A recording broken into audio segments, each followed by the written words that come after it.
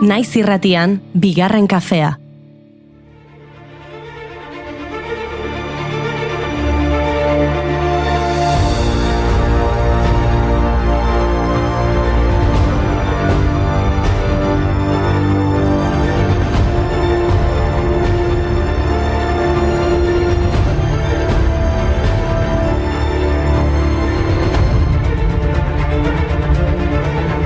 Egunon guztioi eta ongi etorri bigarren kafera, astelena da, gure denboraldiko azken astelena. Ostiralean amaituko da bigarren kafearen 7. denboraldia eta tarte batez, agur esango dizuegu.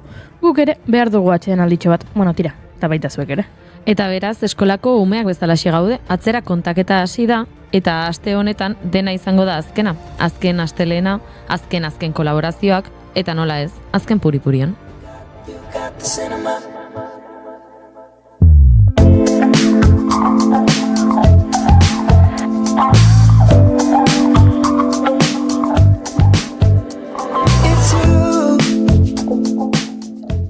Denboraldi honetan ere, astelenero, telesail eta pelikulak gomendatu dizkizuegu.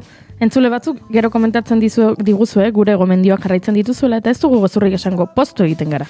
Tira, bada gaur denboraldiko azken puripurian tartea egingo dugunez, hitz egin ezagun zinemaz. Vittorio Gassman Matatore izenez ezaguna zen, aktore eta antzerki zein zinema zuzendaria gaurko egunez hiltzen. Duela 26 urte, 2000 urteko ekainaren 29. Alemaniako familia aberats bateko kidea zen bere aita eta Pisako hiritarra ama. Gaztea zela joan zen Erromara, hango Akademia Nazionale de Arte Dramatikan ikasteko. 1942an debutatu zuen Milanen, Nemika izeneko antzerkilanean. Gerora Tino Carraro eta Ernesto Calidrirekin talde artistiko bat sortu zuen, Eliseo antzerkian, eta sona lortu zuen. Talde horrekin denetarik egin zuen Gassmanek umore burgesezko lanetatik antzerki intelektualetara. Ez zuen inongo zailtasunik izaera desberdinetako pertsonaiak interpretatzeko. Sotto pelle io cercavo te, spogliami l'anima, tra le vede su America, se la musica sale le onde del mare mi portano a te, melodrammatica, oh mamma che finta romantica, ora con chi passi amore il resto della notte, con me, con lui, con lei, con lui. Preludio de Amore filmarekin hasi zuen pantaila handietako ibilbidea 1946an, eta handik 2 urtera ospea irabazi zuen Riso Amaro pelikulan egin zuen lanarekin. Hala ere, Luchino Viscontiren konpainiarekin erdietsi zuen Gassmanek bere arrakasta ezagunena, Estopa Rina Morelli eta Paola Borbonirekin batera. Kowalskiren papera interpretatu zuen Tennessee Williamsen pelikulan A Streetcar Named Desire, geroztik dozenaka pelikula eta antzerkilan egin zituen Ilmata horrek.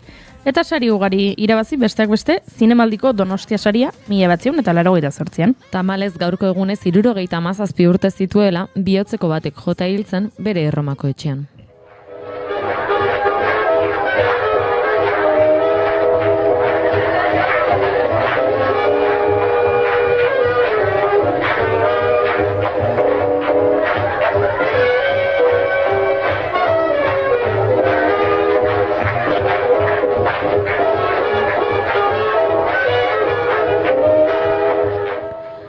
Nik beste emakume bat aipatuko dizuet, Jane Mansfield edo jaiotze izenez bera Jane Palmer gaurko egunez hil baitzen. Estatubatuar aktorea izan zen, Playboyko ikurretako bat, eta 1950ko eta 1960ko hamarkadetako sex simbola. Bere ibilbide zinematografikoa laburra izan zen, baina hainbat arrakasta lortu zituen. Urrezko Globoa ere irabazi zuen The Girl Can't Help It pelikularen-gatik. Ibelbide opara zuen aurretik, baina tamalez 30 urte besterik ez zituela hiltzen. 1967ko ekainaren 29ko gauean izan zen. Bere autoak atzeko aldean atoia zeramanak istripu bat izan zuenean. Autoan Jane bere bikotea, txoferra eta Janeen 3 seme-alabak zeuden, denak hil ziren haurrak izan ezik.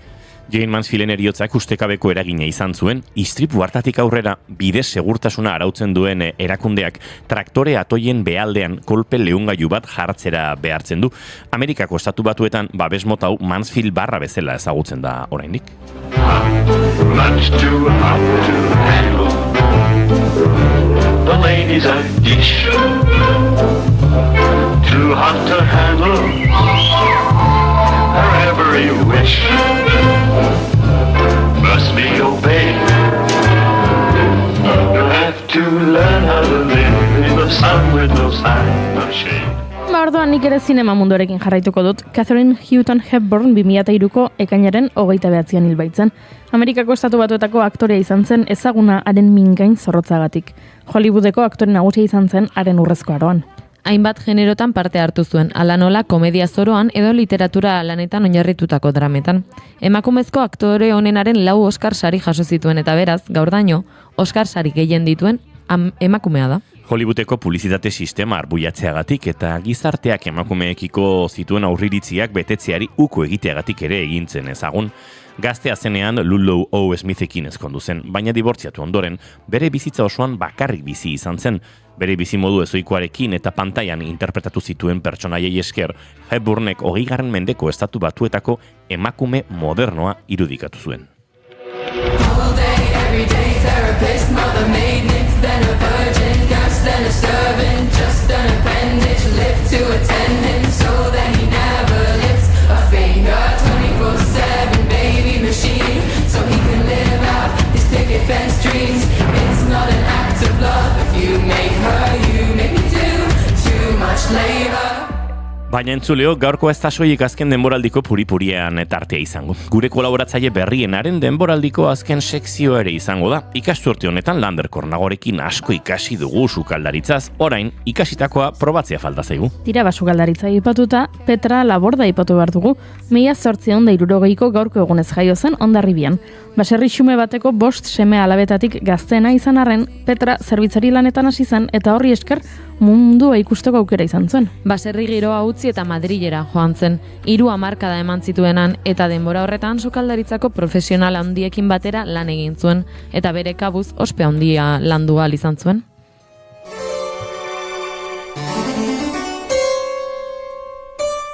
Susena. ¡Qué festín! ¡Qué festín! ¡Un banquete de postín! Ahí está la servilleta, da comienzo ya el trajín. ¡Subdueñón! ¡Canapés! Gogora dezagun garai hartan emakumeek 2 aukera izaten zituztela sukalde profesionalen barruan, edo beren establezimenduko jabeak ziren, normalean ostatu bat, edo etxe partikularreko soldatapeko sukaldariak izatea. Hotel eta jatetxe handiek gizonezko txefak bakarrik kontratatzen baitzituzten. Aristokraziaren etxeetan aritu zen Petra, baina 1915-tik Irungo Elbidaso astekarian sukaldaritza sail bat eman zioten, eta azkenik, Madril utzi ondoren, 1928tik aurrera, Errenteria, Irun eta Hondarribiko hainbat sukalde akademia zuzendu zituen. 1929an La Cocina Praktika izeneko errezetategia argitaratu zuen 69 urte zituela. Oso harro egin zuen gainera, 18 urterekin etxetik atera zenean irakurtzen bai, baina idazten ez zekiela aitortu baitzuen.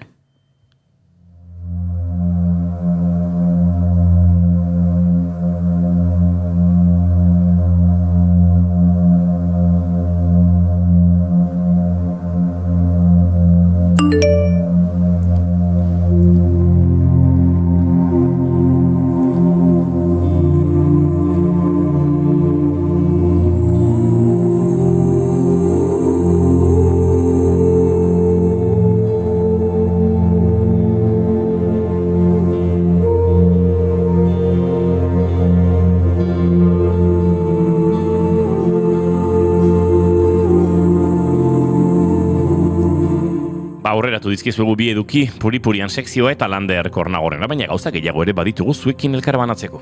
Bai, Venezuelara begira ere jarriko gara. 12 euskal garapenerako gobernuz kanpoko erakunde daude Venezuelan. Horietako batzuk garapenerako lankidetza proiektuak dituztean, eta beste batzuk larrialdiko eta ekintza humanitorioko esku hartzeak egiten dituzte kaltetutako eremuan. Guk Save the Childrenekin hitz egingo dugu. Eta atzoko eguna ardatz hartuta LGTBIQ+ kolektiboaren inguruko reportajetxo bat prestatu dizuet eta jende ezberdinaren ahotsak entzuteko aukera izango dugu. Auzolanari ere aipamena egin nahi diogu, badakizue EHZ Festivala 30. urteurrena ospatzen ari zela.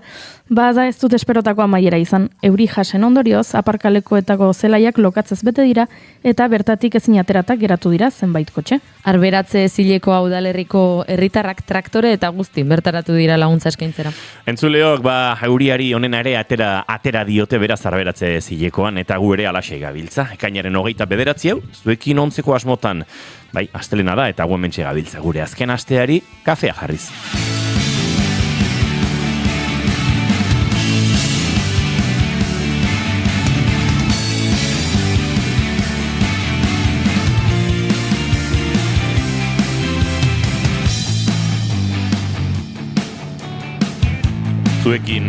zuekin entzuleok, June Romateti barguren, egunon. Eta zuekin Noa Gaztainaga Oiarbide, egunon. Egunon. Eneko Iturbe Otamendi, egunon. Egunon. Xabi Arrieta González, egunon. Egunon. Hemen dagoeneko entzun duzu Juri Ezeiz Arandia berare, egunon. Eta izketan ari zaizuen hau, Inigo Asensio Elurbide gaur, bigarren kafeak 1216 garrena du, goizak 10:16 minutu, ekainako 29 eta gusei urrengo 2 orduetan zuekin bat egiteko asmotan. Sandakoa, ongietorri guztioi, bigarren kafean zarete, naiz irratian.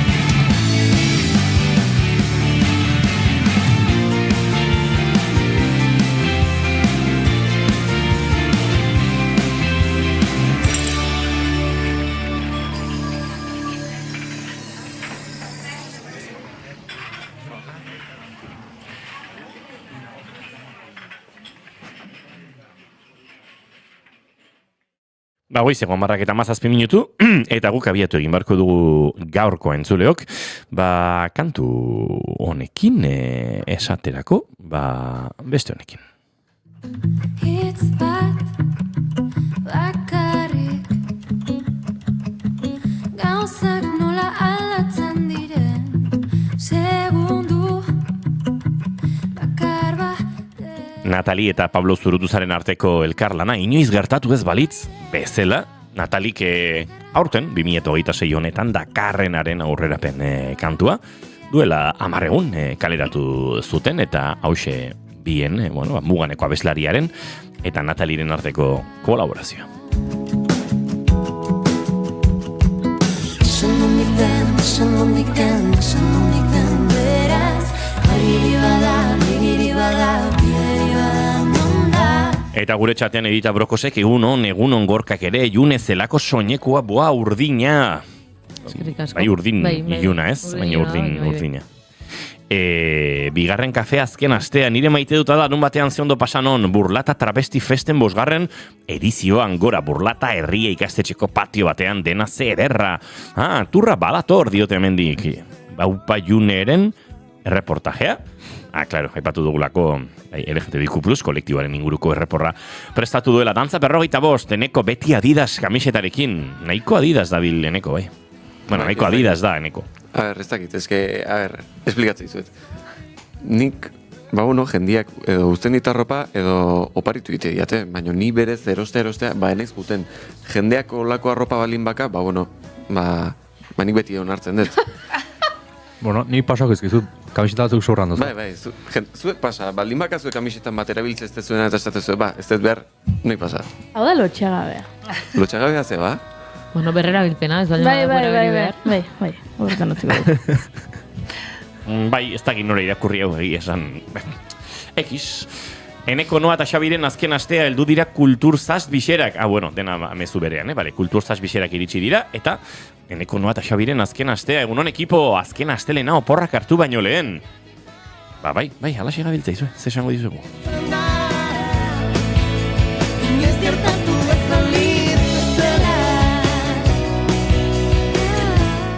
Maite duten tarteari ekingo diogu, eta maite duten tartea zabaltzeko, June Romateti barguren, zein da zurea?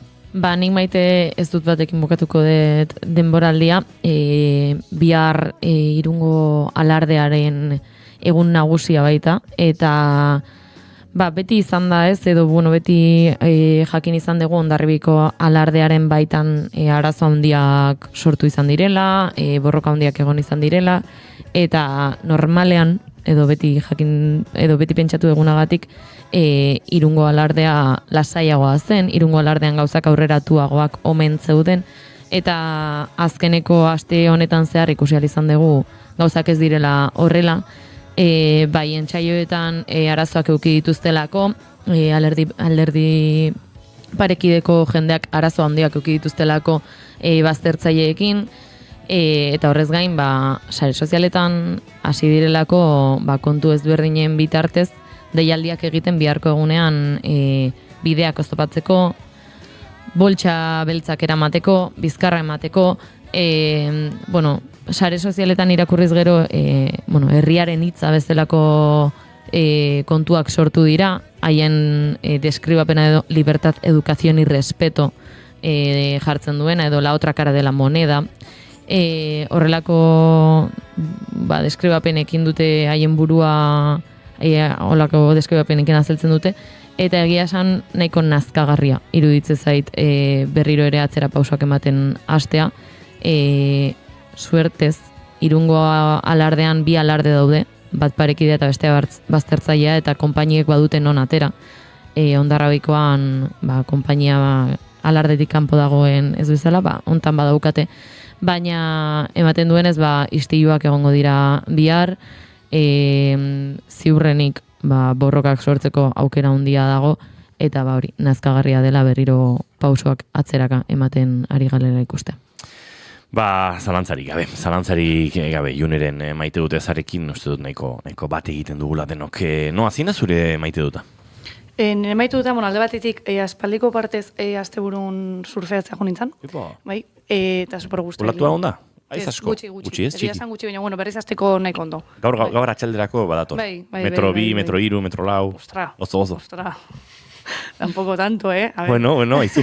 Bilatu behar da, olatu hori goxoagoa den lekua, ez? Bai. Ez da oso ondo gaina bialdiz, eta super guztua. Eta beste aletikan, atzo atxalde gauen, zazpi kaldea, gerita jo nintzen kanpoko piztina Tolosan, eta egia esan hasiera baten, nintzen anemiatzen kanpa jauta, euriet ez atzo nahiko denboraz euria entzun, eta hasiera baten pentsatu barru ningoet.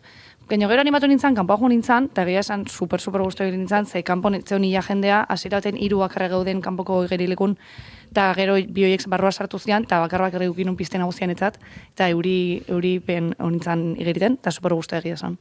Ze hona, surfa eta euripen igeri egitearen alde, eta udaran euriak ere badu bere xarma, batutan privilegiotik gozatzen dugu euriaren azpian, baina... Gaina igerituko berdin du, euritea. Bai. Eneko, zine zure maite duta?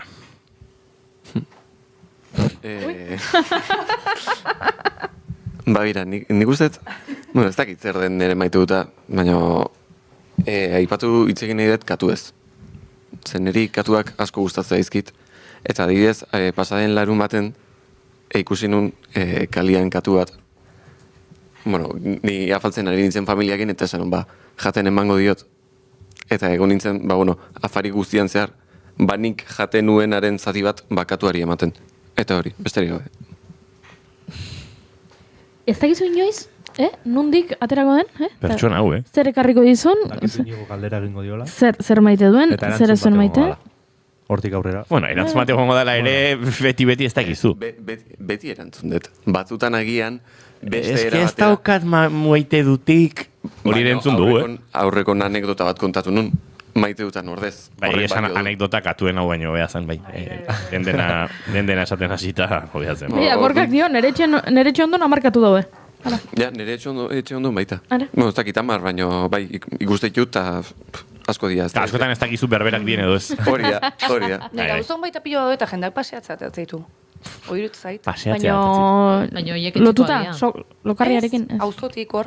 Ez jende asko, baina badago familia bat hobi, pauzon, hor paseatzea atzaituztela. Oso gai polemikoa dago. Bai. Ze... Arantzatxua esango nuke. Bai, badaude elkarte batzuk esaten dutenak. Eustaten azken inkestaren arabera, Euskal Gizartearen kezken artean, laugarrena, katuen paseoak dira. Egia da, o... Goiurekin sartzen ari nintzen pixkat. Txitxua! Egia da, badaude elkarte batzuk, janari ematen dietenak kaleko katuei, badaude beste elkarte batzuk esaten dutenak, ez dakit, katu koloniak gehiegi azten ari direla, eta gero kontrolatzeko arazoak egoten direla, eta hor...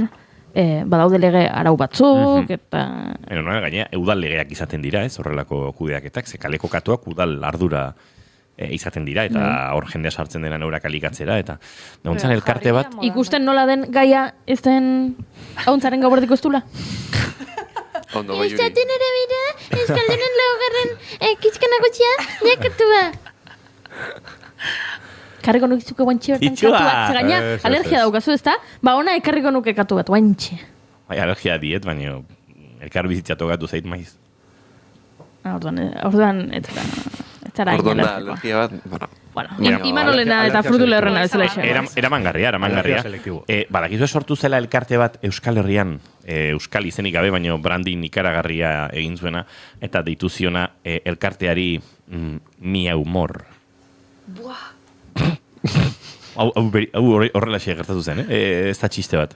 Mia Humor. Arduradunak ezagutzen ditugu. Wow. Eta ez daude preso. Miau. Mia Ikaragarria. Humor. Bai. Xabi Arrieta, zein da zure maite duta? Xabi Arrieta, Mia Humor, zein da zure maite duta? Keba. Nere maite duta da, larun bat atxaldean, bazkalduta gero ez neukan ez erriteko, sofan botatan egon, eta ikusi nun euri pixkat zet horrela, hola guzkia sartzen zijoala, eta sanun, hau da nere momentua bizikletan ibiltzeko. Aitak abisatu zian, afaltzeako etxean nahi zaitut, eta euriak ez harrapatzeko. Eta horratea nintzen, 6 lasai, hor maiztegi aldera jun, eta esan, karteran ez da kotxe bat, euritan taririk ez, eta etxean esan nuen 8 etxean nintzela, 9 azaldu nintzen. Pixkan melatuta. Ez? Seko, Bai. oso soik. Olako asko gertatu zaiz. Sosoik garrantzitsua. Ba ez, bazpare preparatuta atera nintzen hor, mobia ez bustitzeko dala poltsan zukin. Eta esan, haizea beti alde, bide guztian, eta esan, nik pedalei ematen jarraituko et, etxerako bidea badakit, eta hortxe, azaldu nintzen 9 gero bai, pare bat kontu entzun nituen etxean, baina, Hombre. Osa, zeaten eskerrak ordu eta erdi egiteko azinan, ez dakiz zer, eta esan, haize alde, euririk ez dut egin, hankak txuku nituen, eta esan, nik aurrera ingot. Eta hoxe, gero, oso afaldu eta lo.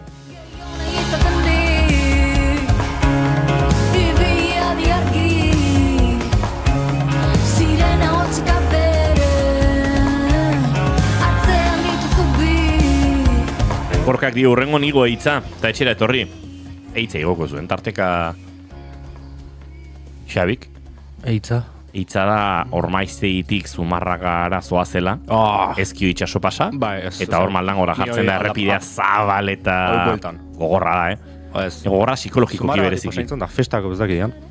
Festa izan aldia Zumarragan gorka, bai zerbait egon da. Baraka jarrita zoden, eta zinta pare bat oba zoden udalanak, ez dakit. Ez oso ondaklaratzen festekin inoiz. Bado jendea santorala eta festa badaz. Bai, San Pedroak orain ze handu hain urni eta Orillo aretxa, ez dakit.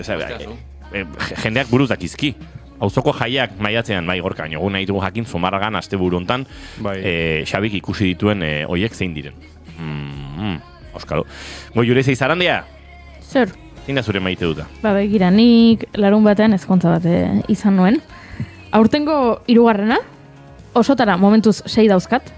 Nere inguruko esan nahi diet, pentsatuta balin badaukazute ezkontza bat egitea, eta nik gonbidatzea hemendik 2026 bukatzen den arte. Mesedez, ez? Kupa bukatu zait. Bai, agortuta dago. 2027an ezkondu zaitezte, 2027tik aurrera. 2026an ezin ditut ezkontza gehiago. Hori soineko politatzen eraman. Soineko politan. Bai. Instagramen ikusi dut eta oso polita zen. Jarri nuen Instagramen argazki bat. Oso udakoa. Oso uda giroa egiten zuen. Bai, alaxe da. Ezkontza izan nuen eta non eta lekeitio. Eta lekeitio badaleku bat niri asko gustatzen zaidana eta lekoa izan zen ederra, oso ederra. Antxe, itxasargirako bidean, hango belaze batean, eta benetan ederra izan zen, eta asteburu guztia aprobetxatu dut, eta gauzat esango dizuet, deskonektatzea lortu dut. Eta hori, ez da askotan gertatzen, baina kontuan izan da, lekeition zela ezkontza, eta lekitxarrek barkatuko naute, baina lekitio dago urruti leku guztitatik. Aprobetxatuta hori, ostiraletik joan nintzen, eta igandera arte geratu nintzen. Gero ez nuen ebesteko parranda egin, baina ni ostiraletik igandera erroldatu nintzen lekeition. Eta antxe hon nintzen, eta deskubritu dut nire izozki gustukoena. Ara. Zein da? Zaporea. zaporea da bollo de mantequilla. Eta izozki bat egin dute. Gurinopil helatua. Bai, badakizue gurinopila, bueno, Bilbon oso ezaguna dela adibidez, han badaudela. Denok aukidu bizitzan momentu bat gurinopilarekin gozaldu izan duguna, ez? Nik uste badela zerbait, zure bizitzara iritsi eta gero nola joan egiten dena, ez? Nik izan dut bizitzan momentu, gurinopil momentua. Eta, bueno, antxe oso ezaguna dela eta, gainera, irakurri ditut guain hilarak eta dena sortu direla pixka bat, gertatzen ari dira gurinopilarekin Donostiko gaztatartarekin bezala. Baina, bantxe legeitioko izozkidan da batean, gurinopin zaporezko izozkia gastatu nuen, eta bizitza aldatu zait. Horixe. Zeuna.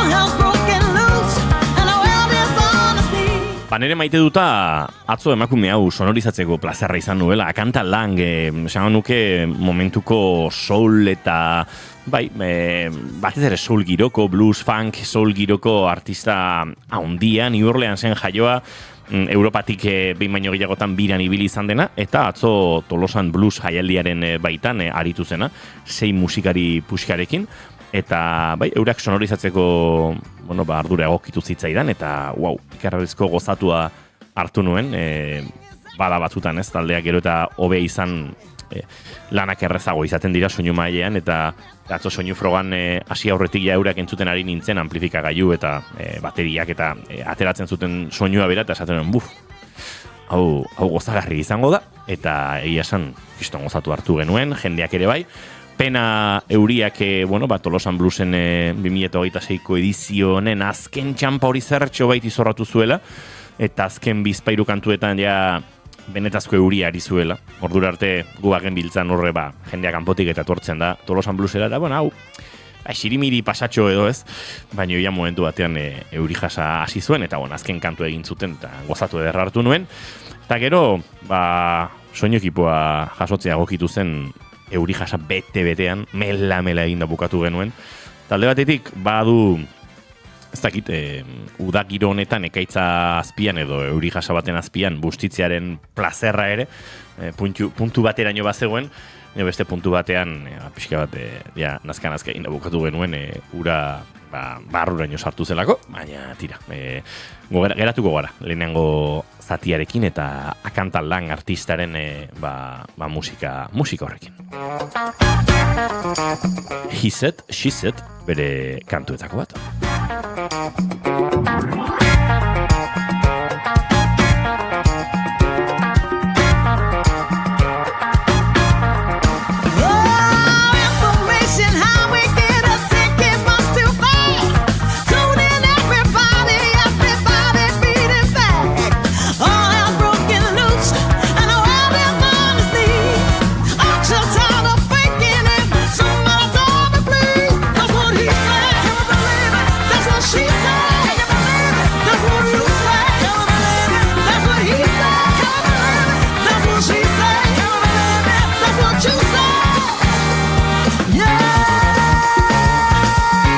Eta aldarrikapen txiki bat horrelako artista puskak zuen inguruan dituzuenean aprobetxatu eurak ikusteko, ze uste dut akantalan Euskal Herrian ikustea, pixkat kostako zaigula, Parisen, Londresen urrengo kontzertuak izango ditu, eta, bertan bazabiltzatea, akaso harrapatu ahal izango duzue. Goizeko 10:35 minutu eta guk aurrera egingo dugu, Noa, Eneko eta Xabi, gero arte batzuei eta bihar arte beste batzuei. Agur. Guaz aurrera antzuleok.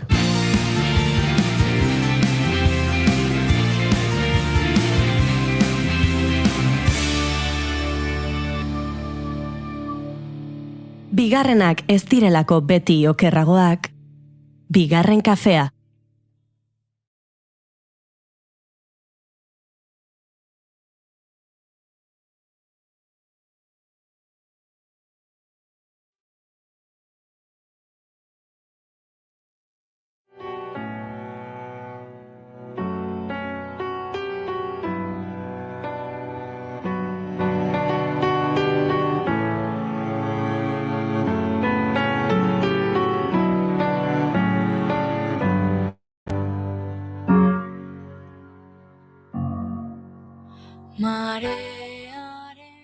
Duela 4 egun, 2 lurrikara gogorrek Venezuela kolpatu zuten.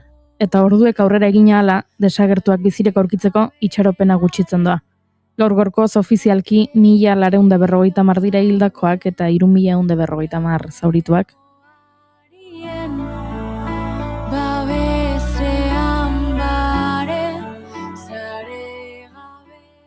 Bi lan dituzte orain, erreskate lanak batetik eta azpiegituren berreskuratketa bestetik.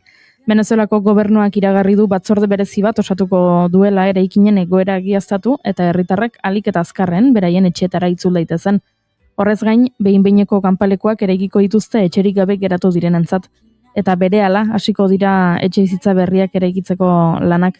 Delcy Rodriguez presidentaren arabera, argindar azpiegituraren 175 eta ur hornidura katearen 178 berreskuratu dituzte. Elkar lotu gintuen.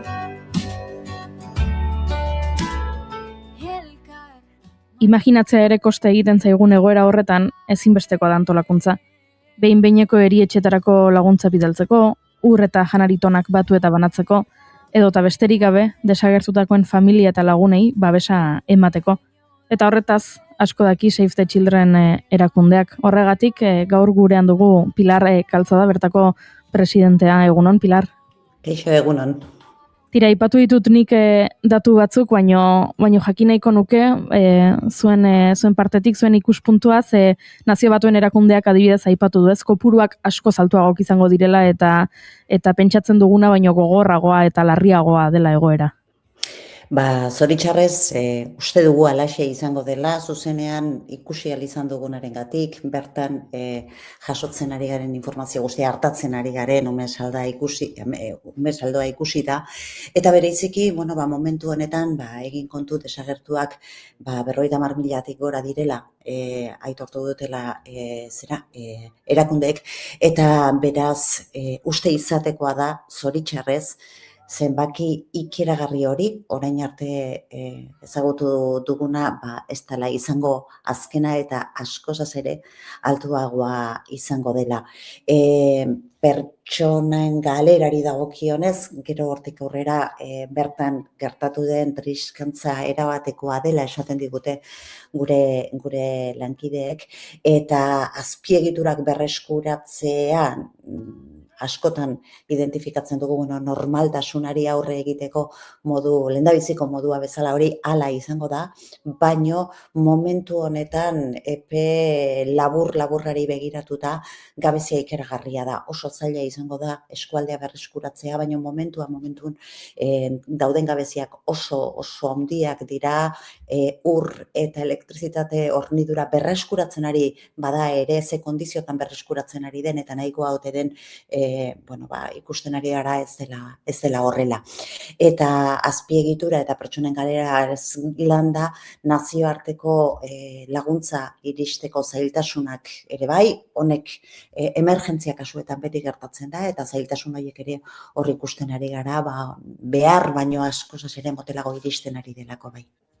Horrekin lotuta galdetu nahi nizun, Pilar, ea horrelako larrialdi baten aurrean, horrelako ezusteko egoera baten aurrean, nola antolatzen zareten zuek? Zer izaten den lehenengo gauza, nolakoek izaten diren lehen minutu, lehen ordu hoiek, lehen esaten genuen bezala antolatzea oso garrantzitsua da?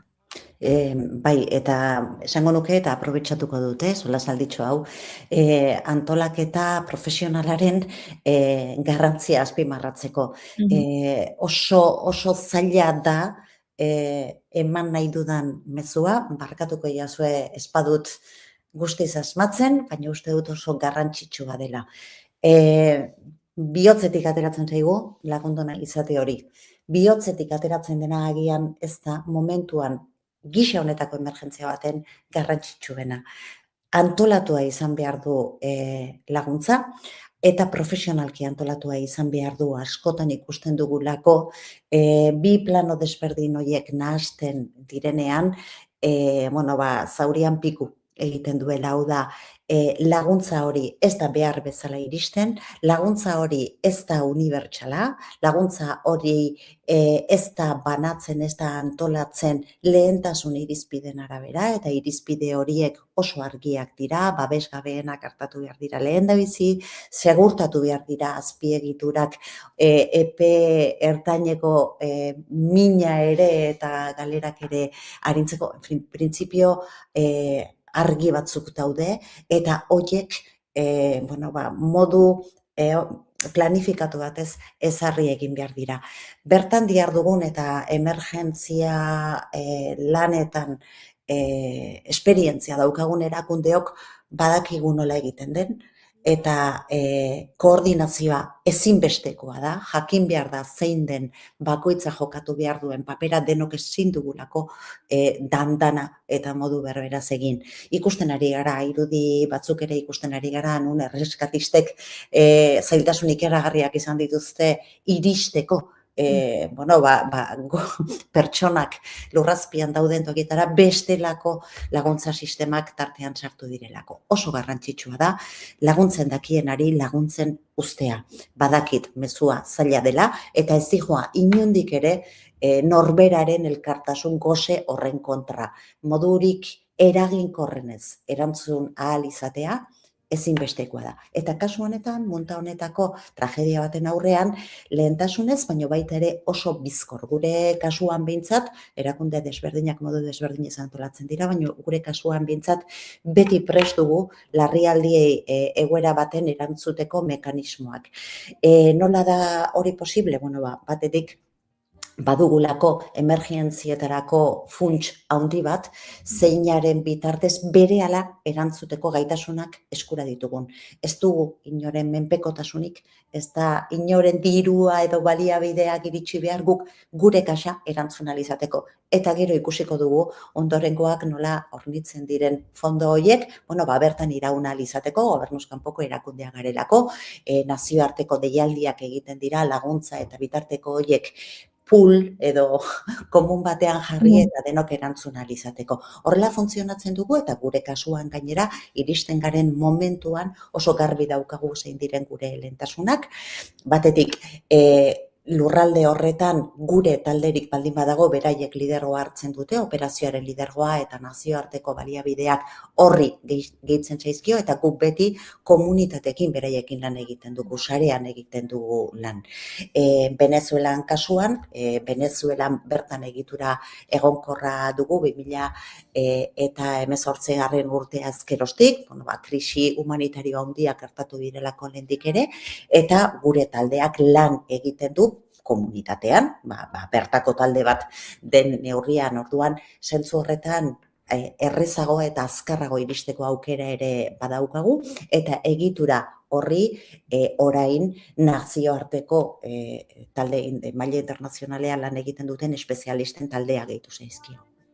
Aipatu duzu Pilar mezu zaila zela, baina uste dut guztiz zehatza eta esan beharrekoa zela, eta guri edabideo ere badagokigula mezu horren bozgorailu lana egitea, ze noski aipatzen zenuen bezala elkartasun goseak eta laguntzeko nahi horrek batzuetan gainditu egiten gaitu. Ikusi genuen Valentziako goidiaren kasuan ere horrela gertatu zela, eta lehenengo minututik laguntza antolatzen saiatu eta batetik eta bestetik, eta gero azkenean hori bideratzeko ze lan egon ziren eta zenbat baliabide xautu ziren, eta beharrezkoak ziren beste ze baliabide ez ziren iritsi, ez da, beraz, uste dut mezu zaila ez, mezu beharrezkoa zela, eta oraindik ere ikasi behar duguna. Neurri handi batean jende askorentzat kontraintuitiboa da, ez da? Zerbait gertatu denean, ikusten duzunean jendeak alegorrian gelditu dela, ikusten dituzunean pertsonak umiak, oinutsik,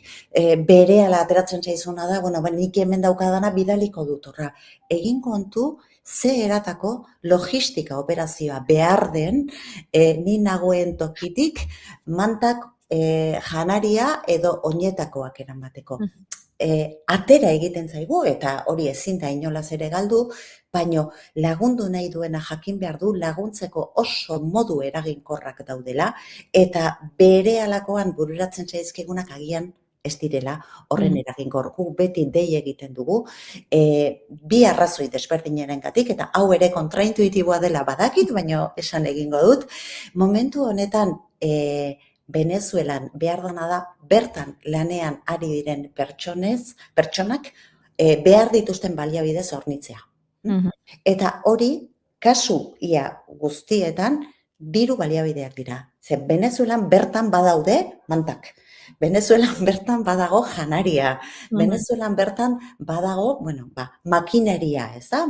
Eta ez dagoen kasuetan, erakundeak eta bertan profesionalki lan egiten ari diren taldeek eskuratzeko modua badute. Falta dena da, hori guztia egin alizateko berehalako baliabideak. Eta horiek kasu gehienetan dirua da. Badakit, kosta egiten zaigula hori ulertzea, baina, gure buruari ere galdetu behar diogu zer nahiko genukeen gurean horrelako zerbait gertatuko balitz. Nahiko ote genukeen, Venezuelako ez dakizen moturretik, ona mantak bidaltzea, ondoko herrietan mantak sobera daudela jakinda. Ez beste gauzatzu behar ditugu. Deseroso baino gehiago esango nuke ez dela berehalako mezu bat, ez dela berehala burura etortzen zaigun soluzioa, baina oso garrantzitsua da hortan ere ikastea, eta zalantzari gabe oso beharrezkoa edabideok hortan egin dezakezuen lana. Probestuko dugu esateko gure entzulei, egongo da norbait pentsatzen epidena, begira, egingo dut nik doaintza bat, badakitzuen webgunean, Save the Childrenen webgunean azalean bertan aukera dagoela, webgune bidez egin daiteke, ez dakit bide gehiago baditu zuen. Telefonoz egin daiteke, transferentzia zuzena egin daiteke, eta bertan aurkituko ditu jendeak kontuak, eta baita ere, bizun bitartez ere egin behar da, ONG kodea erabilita, batiru bi, eta kontzeptua Venezuelako lurrikara. Momentu honetan deialdi orokor bat egiten ari gara, entzuten ari denarentzat, eta utziazue kontatzen zertarako diren diru laguntza horiek. Uste dut garrantzitsua dela ere ulertzea dena behar den momentu baten, badirela pertsona edo kolektio batzuk huendik gehiago behar dutenak, eta gure kasuan dakizuen bezala guk emergentziatan ere beti aurrak hartatzen ditugu. Pentsa lezake jendeak aurrak eta danak, ez? Hala da, baina aurrak dira horrelako emergentzia egoeratan bereiziki zaurgarriak direnak, babesgabe gelditzen direlako, eta babes hori berez garatzeko modurik gabe gelditzen direlako. Zer ikusten ari gara Venezuelan, lehenago beste 11 emergentziatan ikusi duguna. Lehen da bizi, aurrasko, oraindik zenbakia ez dago itxita eta zoritxarrez nekez itxi ahal izango dugu, baina aurrasko etxerik gabe gelditu dira, babesik gabe gelditu dira eta familiatik bananduta gelditu dira, kale gorrian ulertzeko. Kale gorrian gelditzen den ume bat, erabat babes gabe gelditzen da, eta zaurgarritasun maila ikeragarri handitzen da. Bere egoera fisikoa, por supuesto egoera mentala, baina baita ere bestelako abuso edo esplotaziorako bidea irekitzen da. Koste egiten zaigu, horrelako egoera baten olakoa gertatzen direla. Siniste hutsa, baina gure eskarmentuak esaten digu, era honetako gertaeratan bereiziki zaindu behar dela eta babestu egin behar dela, kaosaren erdian zer nahi gertatzea ez delako hipotesi bat, gertatu egiten da. Beraz, gure lehen da biziko zerregina da, aldi baterako babes edo aterpea segurtatzea. Osasunaren ikuspegi integrala, eta espazio seguruak edo deitzen ditugun hoiek sortzea. Hau da, erreferentzia puntua bihurtzea, noraezean, kale gorrian dagoen aur horiek leku seguru batera eramateko. Ez soilik bere kasa, inguruko komunitateek ere jakin dezaten, espezialistek hartatuak han egongo direla aurrak. Hori ezinbestekoa da, oso garrantzitsua da, osasun arreta aipatu dudana, elikadura. Babesa, zentzu integralean, eta baita ere laguntza psikosoziala oso erraz sartzen gara zurrunbiloan egin, eta hor ume hoiek xok eta trauma egoeran daudela kontuan hartu behar dugu. Baliabide oso espezializatuak behar dira, haurren babesa ziurtatzeko, haurren osasun integrala aintzat hartzen dela ziurtatzeko, eta beste erakunde humanitarioekin batera behar izanen azterketa azkarra egiteko. Lehen esaten nuenarengatik, berehalako intuizioa izan daitekela denetarik behar da, eta agian ez da denetarik behar, edo lehentasunak oso garbi markatu egin behar dira. Eta aurren eskubideen ikuspuntuarekin egitea da gure lana. Uste dut, gako asko aipatu dituzula eta bihotza ere uzkurtzen zaigula, ez? Bereziki aurrengan pentsatzen dugunean, zuk aipatu duzun bezala, horrelako egoeratan edo zein larrialdi humanitarioetan zaurgarrienak aurrak direlako, baina eman ditugu gako batzuk laguntzarako, azpimarratu nahi dugu, Blen Pilarrek helarazi digun mezua, antolakuntza profesionala behar dela, eta momentu honetan behar duguna dela, baliabide ekonomikoak bideratzea, laguntza profesional hori eman alizateko, eta horretarako aipatu dugu. Hauntxe duzu, Save the Childrenen kasua, baino badakigu, eta aipatu duzun bezala, elkarte gehiago ere badaudela. Euskadiko garapenerako gobernuzkanpoko erakunden koordinakundeak ere, helarazi digu nolabaiteko zerrenda bat, ze 11 bat euskal erakunde edo ordezkaritza badaude bertan, eta entzulei ere, abisatu nahi diogu. Aukeran dituzuela, baina laguntzeko. Bi mezu labur ematen usten behiazu, eskartuko nizuek ez, uste dut garrantzitsua dela, hasieran ere esaten nuelako, gure mezu batzuk agian ez direla berehala ulertzeko modukoak, kontraintuitiboak ere badirelako. Baina beste bi gauzatxo bintzat azpimarratu nahi nituzke. Gure kasuan bintzat eta konstientea naiz, badakit eta gainera uste dut ziurtatu dezakegula euskal erakunde askok berdin jokatzen dutela, guk bertako gizarteko eragilekin lan egiten dugu. Eta triskantza honen erdian bertakoek egiten duten lana azpimarratu egin behar dugu eta babestu egin behar dugu.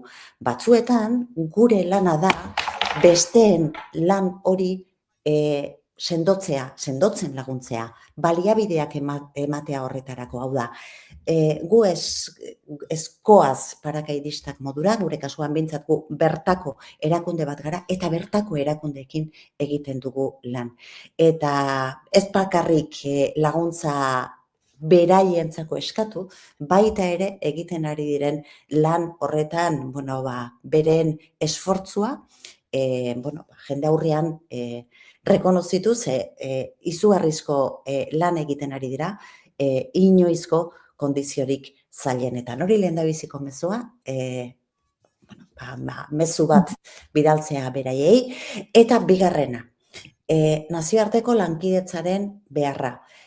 Azken bolada honetan, nazioarteko lankidetzaren desmantelamendu orokor bat ikusten ari gara munduan, eta nahiko oharkabean pasatzen ari zaio jendarteari orokorrean. Bertan ari garen ontzat, nahiko mingarria ere izaten ari da. Kontura gaitezen, ze garrantzitsua den munduan gertatzen denaren aurrean laguntza esku hartze bat izatea, gure erantzukizuna ere badelako. Eta desmantelatzen ari da mundu mailan eta aldi berean beharrak gero eta handiagoak dira. Kasu honetan lurrikara bat izan da, baino mundu osoan ikusten ari garen konflikto eta garapen gabezien aurrean erantzuteko gaitasuna izatea ez da apeta.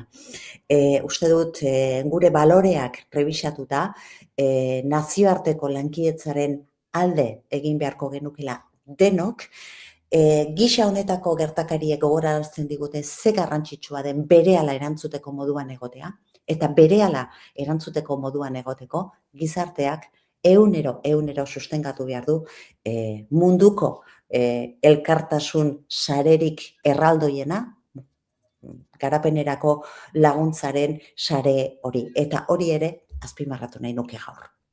Eskerrik asko, Pilar, beti da plazer batzu entzutea, eta eskerrik asko, eskaini dizkiguzun minutu hauengatik eta helarazitako mezu garrantzitsu hauengatik. Egingo dugu jarraipena, adi egongo gara zer gertatzen den hurrengo egunetan, aipatu dugun bezala gogorra izango da oso, izan da dagoeneko gertatutakoa, baino hemendik eratorritako guztia ere larria izango da, beraz egingo dugu jarraipena eta guk aldela jarriko dugu gure aletxoa, esan bezala. Eskerrik asko, Pilar Calzada.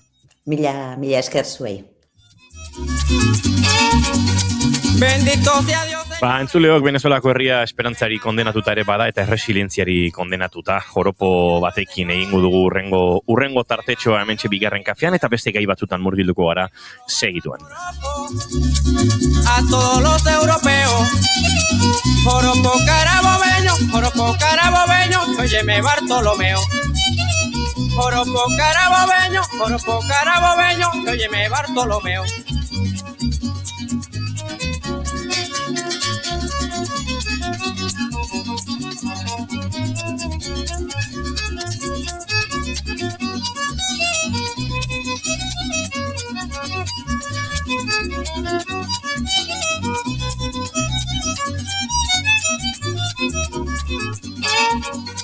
Bendito sea Dios, señores, me mataron a mi tía.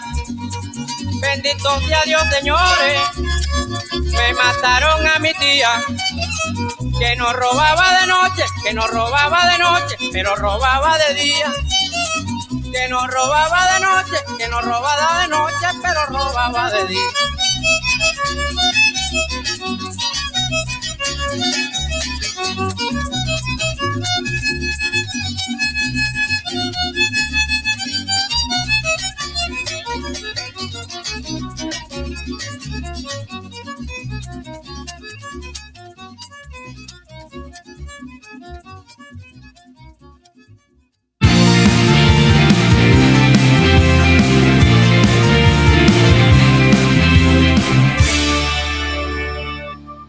Emaiozu bigarren aukera bat egunari. Naiz irratian, bigarren kafea.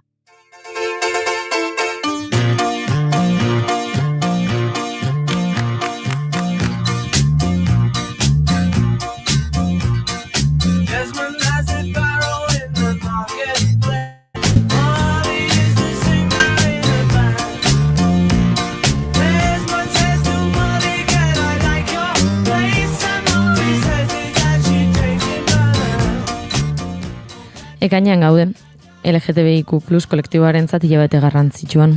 Ekainaren 29 da, harrotasun egunaren biharamuna. Atzo Euskal Herriko herri eta hiri askotan kaleak hartzeko deialdiak egin zituzten, eta baita bete ere.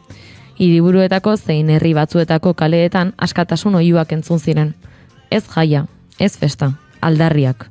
Gaur egun atzera pausoak ematen ari garela dirudien egoera honetan, beharrezkoa baita oraindik ere borrokan jarraitzea, garrasi egitea, esigentziak mai gaineratzea eta batez ere entzutea. Baina atzoko oihuak badira historiaren oihartzuna ere. Atzoko egunez, ekainaren 28 batean hasi ziren oihuak ez baitira isildu. Gehiengoa jakingo duen bezala, LGTBIQ+ kolektiboaren mugimenduaren mugarri nagusia baita Stonewall eta bertan gertatutako istiluak. Jakin badakigu ere, garai hartara egingo dugu salto gaurkoa kokatzeko.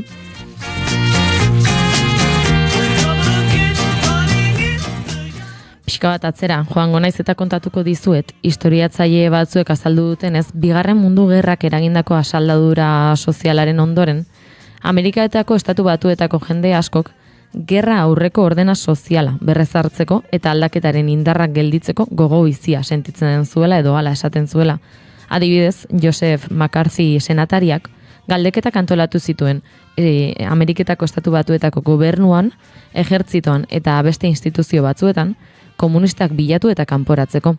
Hala, komunistak, anarkistak eta antiestatu batuar gisa katalogatutako beste pertsona batzuk segurtasunerako arriskutzat hartu zituzten. homosexualak 1950ean sartu zituzten zerrenda horretan.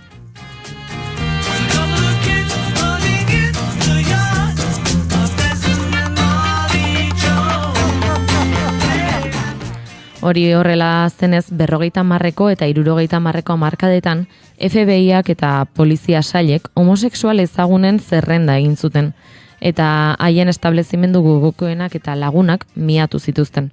Tokiko eta estatu batuetako gobernuek homosexualak zerbitzatzen zituzten tabernak itxi zituzten eta bezeroak atxilotu eta egunkarietan jendaurrean jarri zituzten. Hiriek kanpainak egiten zituzten auzoak, parkeak, tabernak eta hondartzak geietatik libratzeko.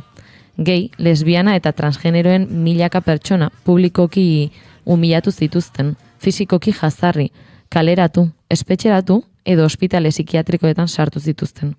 Askok bizitza bikoitza bizi behar izan zuten, bizitza pribatua ezkutuan mantenduz, bizitza profesionaletatik urrun.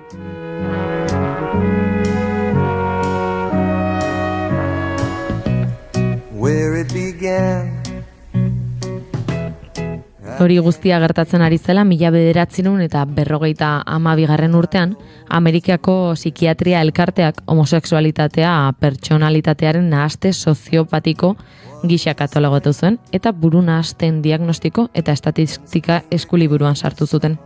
1962ko homosexualitateari buruzko azterketa zehatz batek justifikatzen zuen nahasmendua beste sexuarekiko ezkutuko beldur gisa sortzen zela. Gurasoen eta seme-alaben arteko harreman traumatikoek eraginda. Reaching out, touching me, touching you.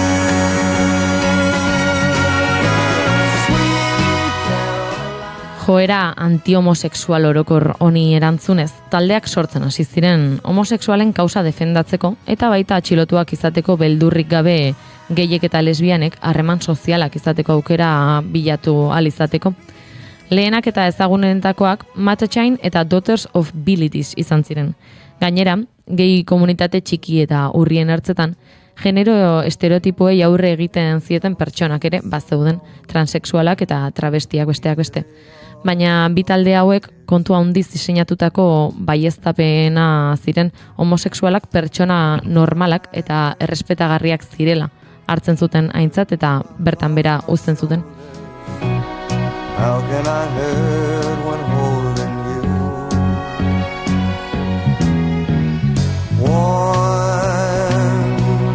Kontekstu honen baitan, gertakari gehiago ere gertatu ziren, erasoak eta borrokak une oro egiten zituzten, eta denbora luzez ezkutuan ibili zen jende asko.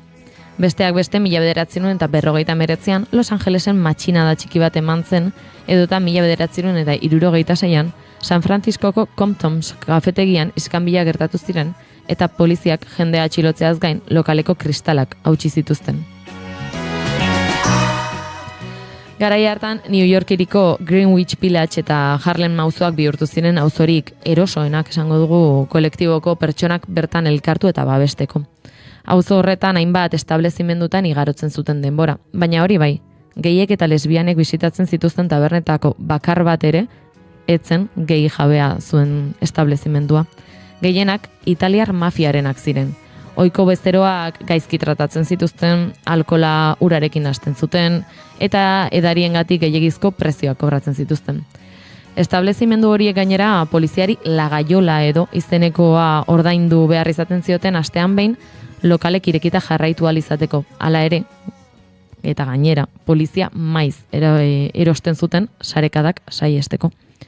Bada, hain ezaguna egiten zaigun Stonewall Inn taberna, Christopher Kaleko 51 eta 53 zenbakietan kokatuta zegoen, hiriko beste establezimendu batzuk bezala, Genovez familiarena zen. Bertan elkatzen zen kolektiboko jende asko. Naiz eta tabernaren egoera etzen egokiena, beste gauza batzuen artean, ez zutelako alkoholak saltzeko baimenik, ez lizentziarik eta ez zuten urkorronterik ere ez. Beraz, edalontzi zikinak palangana batean urez garbitzen zituzten berriro erabili ahal izateko.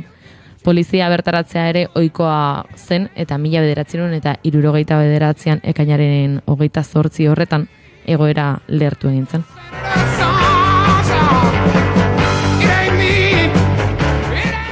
entzuten ari garen abestiak entzuten ariko ziren ziurrenik taberna horretan garai hartako musika jartzen ari bai gara, eta larun bata zen, goizaldeko ordu bata eta 20.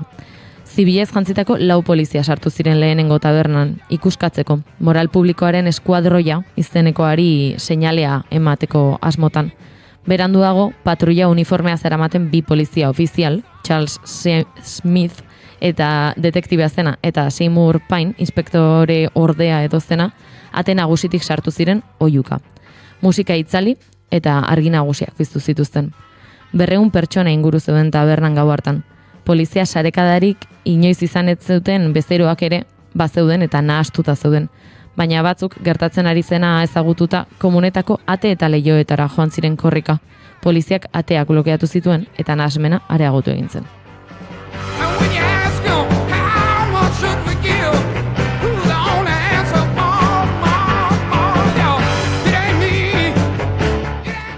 Sarekada ordea etzen espero bezala gertatu.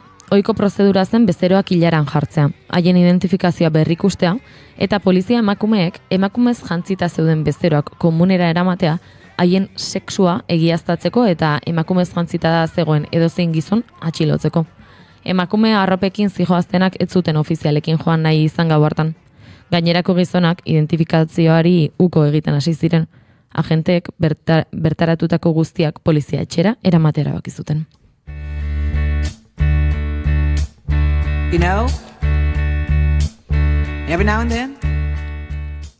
Tabernaren kanpoan zaintzeuden atxilotutakoak autoetan sartzeko, baina auto gutxi zirela konturatu ziren eta espero baino gehiago itxaron behar izan zuten urrengo patruiak iritsi arte.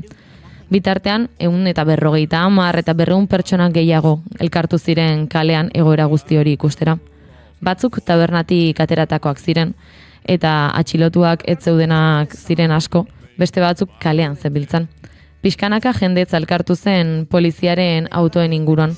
Agente batek momentu horretan urduritasunez transexual bati bultza egin zion, eta honek erantzun egin zion agenteari buruan kolpe bat emanez bere poltsarekin. Behatzaileak txistuka hasi ziren bitartean, jendeak txamponak eta garagardo botilak botatzen hasi ziren autora. Eta polizia erantzuten saiatu bazen ere, urtetan gordeta izandakoa gau hartan lehertu zen.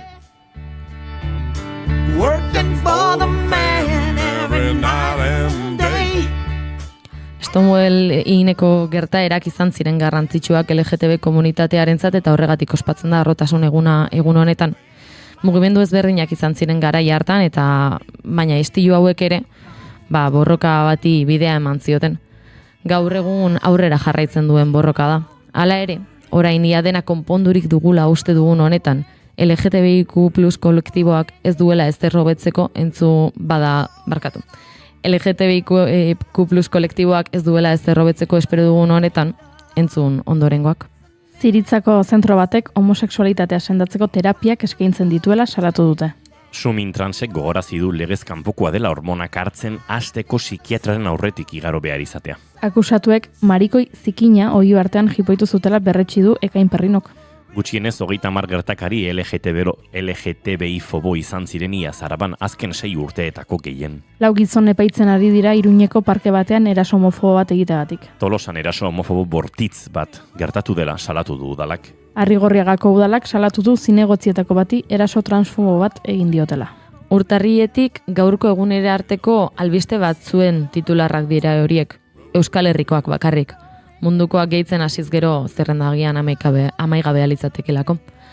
Eta mundukoak begiratzen hasiz gero, agian topatuko genuke horien artean, Amerikeko estatu batuetatik jende asko ihes egiten ari dela, haien identitatea eta bizitzak arriskuan daudelako.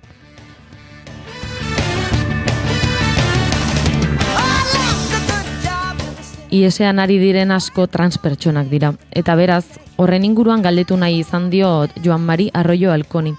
Bera transpertsona bada, eta bada denbora bat sareetan bere saren bidez, LGTBIQ+ kolektiboaren eta batik bat transpertsonen inguruko edukiak egiten hasi zela.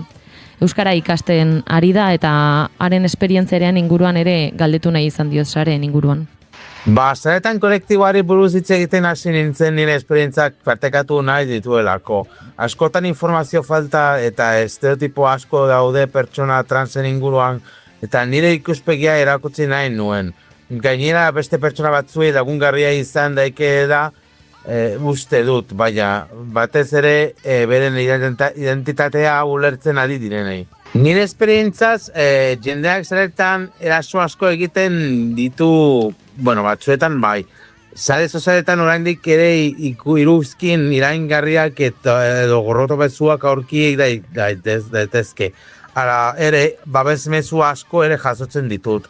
Nire ustez garrantzitsua da eraso horiek normalizatu ez, eta sareak espazio seguragoak bihurtzen saiatzea. Aipatu duen bezala haren sareetan hitz egiten du gai hauez eta ikusgarritasunak eta aldarrikapenak beharrezkotzat ditu, batik bat erasoak jasaten dituen kolektibo bat dela kontuan hartuta. Aipatu bezala Ameriketako Estatu Batuen egoeraren inguruan ere galde egin nion, azaldu zidan ezagutzen duela, handik ies etorritako pertsona bat. Estatu Batuetako pertsona batan zen egoera, kezkaz ikusten dut. Azken urteotan Estatu Batuetako pertsona transek eskubideak mugatzeko neurriak hartu dira, eta horrek ziurgabetasuna eta beldurra sortu ditu pertsona askoren artean. Horregatik batzuek beste herrialde batzuetara joatea erabakitzen dute, seguruago sentitzeko eta beren bizitza lasaiagoa egin ahal izateko. Nik neuk ezagutzen dut Estatu Batuetatik etorretako pertsona trans bat. Bere anonimotasuna errespetatuz, baina horrek erakusten du ingurune seguru eta inklusiboek duten garrantzia. Eta nire ustez oso garrantzitsua da pertsona guztiek transak izan edo ez, beren identitatea askatasunez bizi ahal izatea. Euskal Herrian oraindik ere badira erronkak eta hobetu beharreko gauzak, baina oro har komunitate sendoak, elkarteak eta laguntza sareak daude. Horrek pertsona askori segurtasuna eta babesa ematen die. Horregatik uste dut elkartasuna eta ikuskartasuna funtsezkoak direla. Elkarteak eta laguntza sareak aipatu ditu Joan Marik. Eta duela gutxi, Gipuzkoako kidea den Peñaturi Etxeberria ere izan zen bigarren kafean. Eta ari ere gaur egungo egoeraren inguruan galdetzerakoan, azpimarratu du oraindik ekainaren 28ko aldarrikapen egun hau erabat beharrezkoa dela.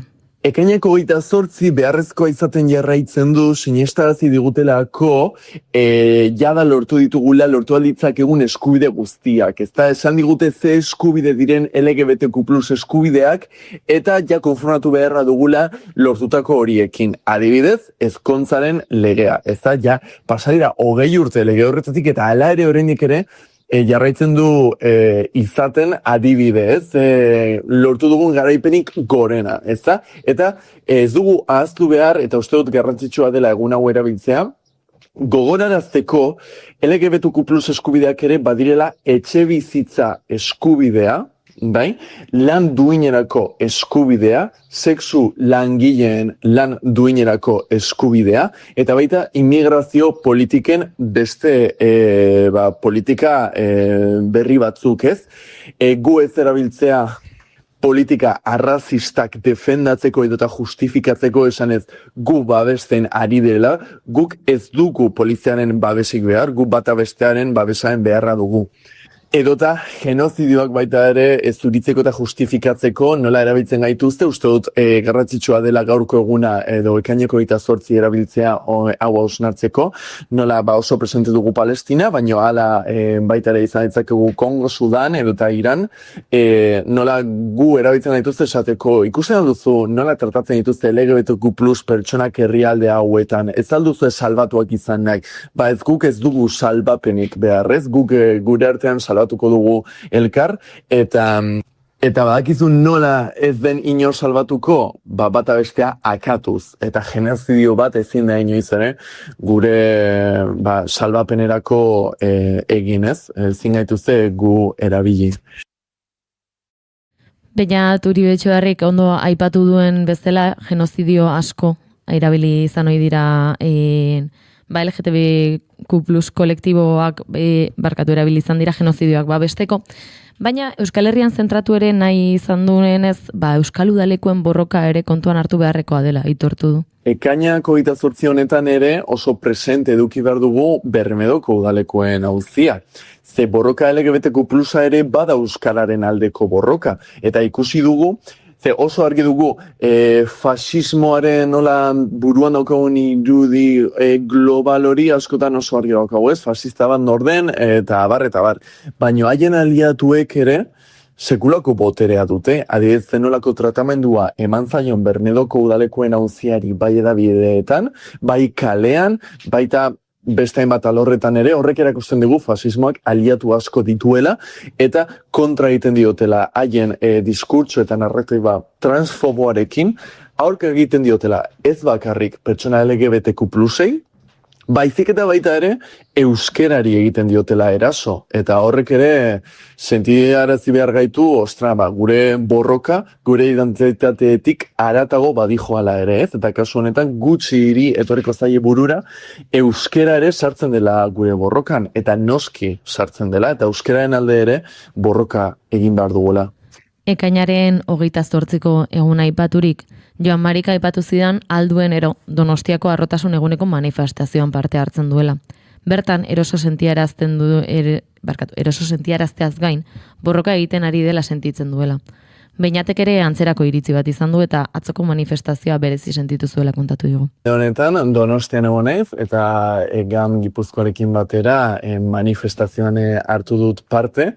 Sekulako esperientzia izan da bat, ez ere sentitzen dudalako sarri gaur egun manifestazioetan jada jendeak ez duela oiurik egiten, ez? Ez direla leloak botatzen, eta sentitu dut honetan, ez dakit den nik inoizaino zenago egin dudalako oiu, baina sentitu dut oso jendea animatu dela eta energia asko dagoela eta gogo asko borrokarako. Eta nik uste gure aldarrikapen nagusia dela fasismoaren aurkan borroka transfeminista. Beraz, atzoko eguna hiri eta herri ezberdinetan, oihu eta aldarri artean igarotutakoa izan zen. Hala ere, ekaina amaitzear da, eta milaka enpresak haien logoetatik kolektiboaren banderaren koloreak kenduko dituzte. Ehundaka balkoietan jarrita dauden banderak urte osoan utzi beharrean, uztailaren batean desagertuko dira. Horrelako egoera kontuan hartuta, hemendik aurrera dauden beharren inguruan ere galdetu nahi izan nuen. Kolektiboko jendeak nola ikusten dituen edo zer behar ikusten dituen. Zurine Uruela Madrilen bizi den gasteiztarra da. Bertako manifestazioa joan zen atzo, eta ez karrozak ikustera, aldarrikatzera noski. Eta ari galdetu nahi izan nion, ea zer gutxune ikusten dituen kolektiboaren inguruan. Batez ere ikusten dudana da, adibidez, intersexualak, oraindik pertsona asko ez dakitela zer den. Osea, esaten duzunean pertsona bat intersexuala dela, oraindik esaten dute, baina hori zer da. Agian lesbiana, gay, trans edo bisexualak ja irudi kolektiboan bai daude. Eta esango nuke ia gure gizartean guztiek ezagutzen dutela eta dakitela zer den, baina adibidez intersex pertsonak oraindik ez dira bat ere ikusgai, eta ni uste dut garrantzitsua dela batez ere hori existitzen direla jendeak jakiteko. Hausnarketan garrantzitsua egin zuen Zurine Uruelak, eta galdera berdina egin nahi izan nion Beñat Uribe-Etxebarriari. Eta saretzearen beharraz eta egiten dituzten borrokez hitz egin digu, tartetxo luze baten. Kolektiboak, nik uste bentsa bertan, beste hainbat erronken artean bi badituela, ez? Alde batetik bat saretzearen erronka, sinestarazi digutelako LGBTQ+ nortasunen identitateen borroka oso individualista dela, oso norbanakoarena, ez? Ni nor naizen, niri zer gertatzen zaidan, ez? Eta bilaketa horretan, da gure barnean, eta bakardade horretan galtzea, ez da? Eta bapatean, saretzen hasita konturatzen zara, zurira egiten dizuten hainbat eragile, kezka, egoera, baita ere beste hainbatek sufritzen dutela, eta ez dela kasu honetan etiketa bat jarrita konponduko, ez? Eta hori saretzak ahalbidetzen dizu, kendu egiten dizu pisu handi bat, zure buruari jartzen dizun karga horren pisua kentzen dizu, beste batzuen aman komunitatean, beste batzuen eskuetan ere karga hori uzten duzunean, jada ez da zurea eta ez dizuen beste pisatzen. Saretzea, aliantzak sortu behar dira, saretu egin behar da beste borrokekin, borroka feministarekin, borroka antiarrazistarekin, sexu langileen borroka, sare hauek osatu behar dira ze ez dago etorkizun feministarik, ez dago etorkizun LGBTQ plusik beste borrokak barnean hartzen ez dituena. Eta horren arira dago, beste bigarren pauso hori nik uste baita lortu behar dugula kaleko jendeari mezu hori helaraztea, ez? Esatea, gu adibidez, egamen egonda, nahiz eta LGBTQ plus sexu askapenerako mugimendua izan da ere, nik uste kaleko jendeak uste duela, hoxe, egoten gala bakarrik hizketan, adibidez, sexualitatearen inguruan, edota, ez dakit. Eta ez, baita hitz egiten dugu eta biltzen gara, kale egoeran bizin diren jendeen alde egiteko, elkartzen gara politika razisten aurka egiteko, ez? Eta uste dut falta zaigula eraraztea hori jendeari esatea, LGBTQ plus eskubideak ez dira bakarrik ezkontza eskubidea, baizik eta ari garela borrokan, orokorrean beste guzti eragingo dikun etorkizun bat sortzeko eta irudikatzeko. Ze LGBTQ plus eskubideak ez dira bakarrik LGBTQ plus pertsonei eragiten dizkieten eskubideak, baizik eta ari garela borrokan guztientzat, ez? Eta hori ez gara bakarrik gure nortasunean azpimarratzen eta bertan geratzen, baizik eta gure ingurura begiratzen dugula, eta besteen eskubideak ere bermatzen saiatzen garela eta horien alde egiten. Eta uste dut, hori argi utzi behar dugula, baita jendea borrokara animatzeko, ez? Jada ez gabiltzala borroka individualetan, ez gabiltzala bakarrik gurera, ez? Eta uste dut oso eratua dagoela ideia hori, ez? Ez feministak bakarrik emakumeen alde, LGBTQ plus borroka bakarrik LGBTQ plus pertsonen alde, politika antiarrazista, mugimendu antiarrazista bakarrik pertsona razializatuen alde, ez. Ez dira borroka, banakako borroka, banatuak, baizik eta denok ari garela etorkizun berberaren alde egiten. Eta horresegatik saretu behar garela eta irudi hori transmititu behar dugula, ez? Denok ari garela borrokan guztion etorkizun hobe baten alde.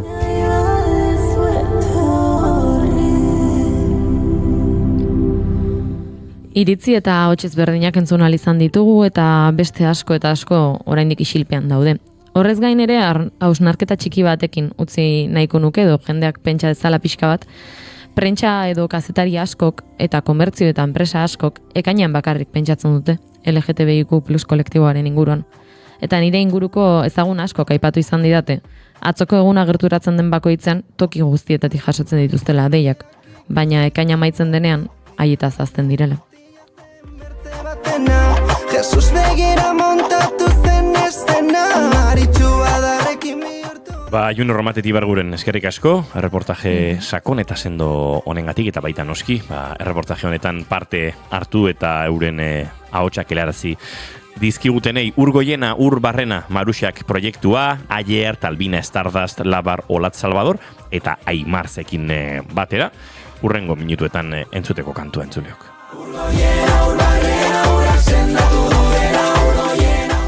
Baina gaiak ere honor bildu gaituelako eta udaleku giroan aritu garelako June, azken orduko bat ere karri behar dugu gurera.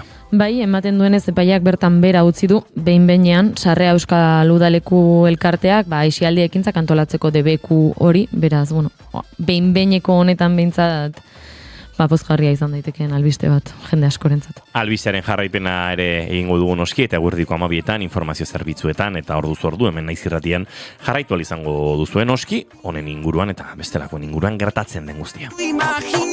Imagina neskafinak izango bagina, imagina neskafinak izango bagina. Lagunekin egingo zure mamena, diote urtera ez dela izan faena. Ospatuko horren urte hurrena, seguro ez dela izango bakarrena, seguro ez dela izango bakarrena. Ai, dale. Urgoiena, Urbarrena, urak sendatu dudela, Urgoiena, Urbarrena, eta bukatu da pena. Urgoiena, Urbarrena, urak sendatu dudela, Urgoiena, Urbarrena, eta bukatu da pena.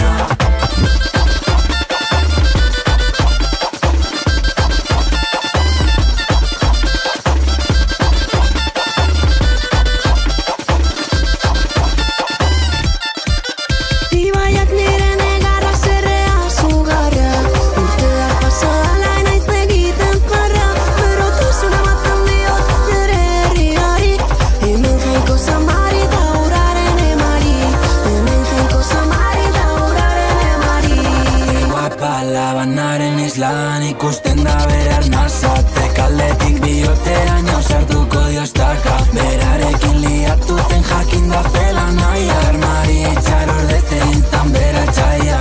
Karmari itxarordete inzan etxaia.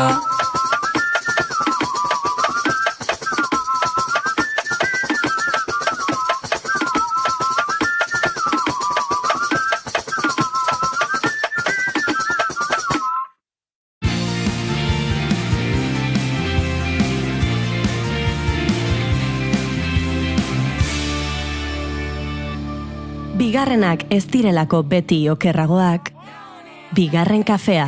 Honen bale, entretenitzen gera bihote bale. Frenorik gabe, talatan bera, norabiderik gabeko dela. Batzutan negar bestetan algara, dudan egunaren arabera. Goizera, goizero, batzuetan erota bestetan bero. Onkiotan bezala, txarra den lekuan nona ere bada. Entzuleo, goizeko 11:27 minutu izango dira segituan, eta lehen aitortu dizuegun bezala, eta hemen astelena gogor eta arrausi idun bizi den honetan, guk bizi salda badagoren giroan aurkeztuko dugu, urteko azken kolaborazioa, Lander Kornagorekin, ostiralean oporrak hartuko ditu bigarren kafeak, guk oporrak hartuko ditugula esatea, gehiagitxo litzateke, baina tira, gaur udara begira jarriko gara sukaldaritza girotan, Lander Kornago, egunon, daukietorri? Egunon, eskerrik asko. Ondo altzabiltza? Oso ondo, bai, ezkeneko kolaborazioa, aurtengoa, denboraldi honetan. Denboraldi eta hori da. Iraian sukaldaritza giroan jarraituko du entzuleo, ez zaitezte kezkatu, baina... Jarraituko dugu, sukaldaritza ditzaiten. Hori da, baina udararako txak batzuk, omendiotxo batzuk edo proposamen batzuk ekarri dituzu. Bai, udara iritsi da, nahiz eta gaur, ez dan antzematen asko hemen. Ez dago giro udatiarra, baino aizu, lurrak ere eskertuko du. Hori da, bero asko indulako, eta pixka bat ez dago gaizki. Esan bezala udara iritsi da, eta gaur, 3 produktu hautatu ditut, 3 hemengoak, 3 orain bete-betean darenak, eta, pare bat errezeta prestatu ditugu, pixka da, sinpleak, onak, igual, giro onarekin disfrutatzeko, familiekin, kuadriakin, pixka sukaldatzeko, erexiteko, eta udara ondo pasatzeko. Garai polita da sukaldari itzaren zatau. Netzako bena. Hemen dazkau, itxasoa tope dakau, baratza baita tope, produktu osona, produktu freskoak, eta, nez eta, igual jendea udaran ez duen hainbeste sukaldatzen, jendea beste plan batzuk izate ditun, baina, karriteu, 3 produktu ezberdinak ikutuko iteu. Lehenengoa, udarako izarra, egaluzea hemen, nola ez. Ingo deu pixka bat, datu batzu botako iteu produktutaz, eta gero, pare bat errezetatxo ditutaz itzein godeu, pixka nola prestatu. Eta hasteko, egaluzea. Egaluzea deitu ala izateko, 4 kilotatik gorako pieza izan behar du. Kanta hori itxason antzuloz harrapatutakoa. Ezkenen juten baldin bagea edozin arrain den data, distrakzioak egon daitezke, da jartzu hor, askotan jartzu Bonito del Norte, egaluzea, batzuk 3 kilo eta piko. Beraz, amuz harrapatutako egaluzea, arraia, eta 4 kilotik gora. Trampatxoak egiten dituzte leku batzuetan. Batzutan, pixa trampatxoa, ikuste diteu, jakin dezazuen, hoi garrantzitsua dela, 4 kilotatik gorako pieza izan behola, eta hola harrapatutako pieza izan behar dula. Azkenen hau ez du gehiago, arrainak ez sufritzeko, hainbeste ez sufritzeko, eta aragi kalitatea, hobeagoa edukitzea, ez azkenen arrastreko pieza horiek, maltratutako animalik izatea, eta azkenen aragitan baita asko notatzea, ez? Esan bezala, supermerkatu askotan, normalen Bonito hitza ikuste dugu, asko baldintza horiek ez dute betetzen. Eta azken ez zaporez, nabaritzea asko, ez? Behin arrainetan sartzezea, eta esatezu, hau, boin dela programa batzuk itzein genuen, ez? Aragitek nola aukeratu, zein, zezin, hemen berdina. Arrainetan sartu zara, eta nola aukeratzet ze arrain eman egiten etxea, ez? Azaldiz diratxua egigal gorri horiek baldin badazka, freskoa ikusten baldin bada, begitan baita. Beraz, egal gorriak izatea hori seinale hona da. Oso seinale hona da. Hoi eta egin bat baita begia. Begia dizdira ikusten baldin badugu, hoi baita freskotasuna da. Jende asko usteu, arraia gaizki usaintzeula edo oso astuna daukala, hoi da kalitate txarraren sinonimoa. Arrain ona eta freskoa baldin bada, ez du usainik iaia. Arraia, ez? Jende asko esatu arrai usaina. Hoi jakin dezazue, kalitatezko, kalitate txarrezko animali bat dela, edo denbora asko da makilaia han jarrita, ez? Eta baita, garantzitsua da hemen da bai, neurrietaz hitz egitea. Askotan esaten da, animali txikia danen oso ona dala, hobegoa dala, hemen justu alderantziz. Egalutzea handigoa baldin bada, zenbat eta handigoa, hobe. Orduan, ikusten baldin badau pieza handi bat, dizdiraki da dena, etxea emateko kandidatoa izan daiteke. Ados. Eta bi errezetatxo prestatu diteu, lehenengoa, biak oso simple dira, biak oso ezberdinak, bat giro fresko batekin jateko, eta bestea gaur egungo giroak inokoteko, etxean egoteko momentua baldin badakazute, bigarrena oso ona da. Lehenengo errezeta, egalutzea plantxan, tomate da pipar berdekin, rexa. Hau oso simplea da, egalutze pieza lodiak hartu, nahi adibidez bentreska asko guzta ezait jateko, plantxanin, gatz pixka bat, olio pixka bat, plantxan bota, biruz palau minutu jarri, ez gehiago. Azkenen barrun ikusten baldin batzua arroxa geratzen baldin bada, hori da bere puntua ez, jendea batzutan. Erabat txurituta ez dadin egon. Hori da. Azkenen jendea askotan arraia asko uzteun plantxan, pixkat gauza badiolako arraia pixkat gordinen jatea, baina egalutzea danen, bentreska danen, daolako pieza baldin baia, arroxa geratzen baldin bada, hobe. Tomate batzuk moztu, piper berde frigitu batzuk jarri gainetikan, gaz pixka bat, eta listo, ez duzu gehiago behar. Ezken hemen askota izaten dugu, produktua ona baldin bada, eta freskoa baldin badago garaikoa, ez ikutu asko. Buelta plantxan, buelta pixka bota. Tomate batzuk jartze horretan, tomatea pixkat zatituta, pixkat alinauta, eta kitxo. Zartariti pasata edo gabe? Bakezu pasatzea, nahi zuen bezala. Nahi adibidez, tomate txerriko lako baldin baia, txikia eta ona baldin baia, nik pixka bat, zarta egitegan pasatzitu, eta listo, da, pipar berde batzuk frikitu, eta jazta, ez duzu gehiago behar. Gatz ona, olio hon bat, piper pixka, eta jazta. Ezin du ezer gaizkiatera, horrelako osagaiekin. Oso txapuzera izan bazut, olako gaizkiateatzea. Eta bigarrena, klasiko bat, marmitatuko bat. Azkene, atorriz itxasontziko errezeta, arrantzalek betian ikon duen errezeta, baina gaur egunde bai, normalen batzutan oso ondo etortzea olako katiluska bero bat, ez? Hauiteko erosi deun egalutzeakin, patata pixka batzu, piperra ni tomatea bai sartzeo, jende batzu dizio sartzen, beste batzu bai, nik gustatzen sartzea, tomate pixka bat, eta etxan niteko, oliba tipula, txuri sofritu bat ditezu, pipar gorri, pipar berde pixka batzekin, tomatea baita gitzezu, patata batzuk, baita birinduta pixka bat, zatituta, ur pixka bat, eta behin patata inda da honen, mutxora bera 15-20 minutu ondoren, patata inda pintxatzezu, da ikustezu pixka desegiten hasteala, egalutza sartze duzu, dadoka, nahizun bezala, nire zentimetro bateko kubo batzuk itituzu, sartu, zua itzali, tapatu, eta minutu baten, kitxo, inda dakazu. Errexere, azien bat... Jo balkarterako. Urrengo afarirako. Ziliko nahi, Urrengo afarirako. Oida, karo. Marmitakoa duela gutxi mai gorostiagak egin zigun. Marmitakoa ez altzen. Landeretzen afaltzen geratu. Eta ni ez nintzen egon. Eta zuet zinen? Bakarrik nago hemen. Marmitakoa zan, ez? Ados.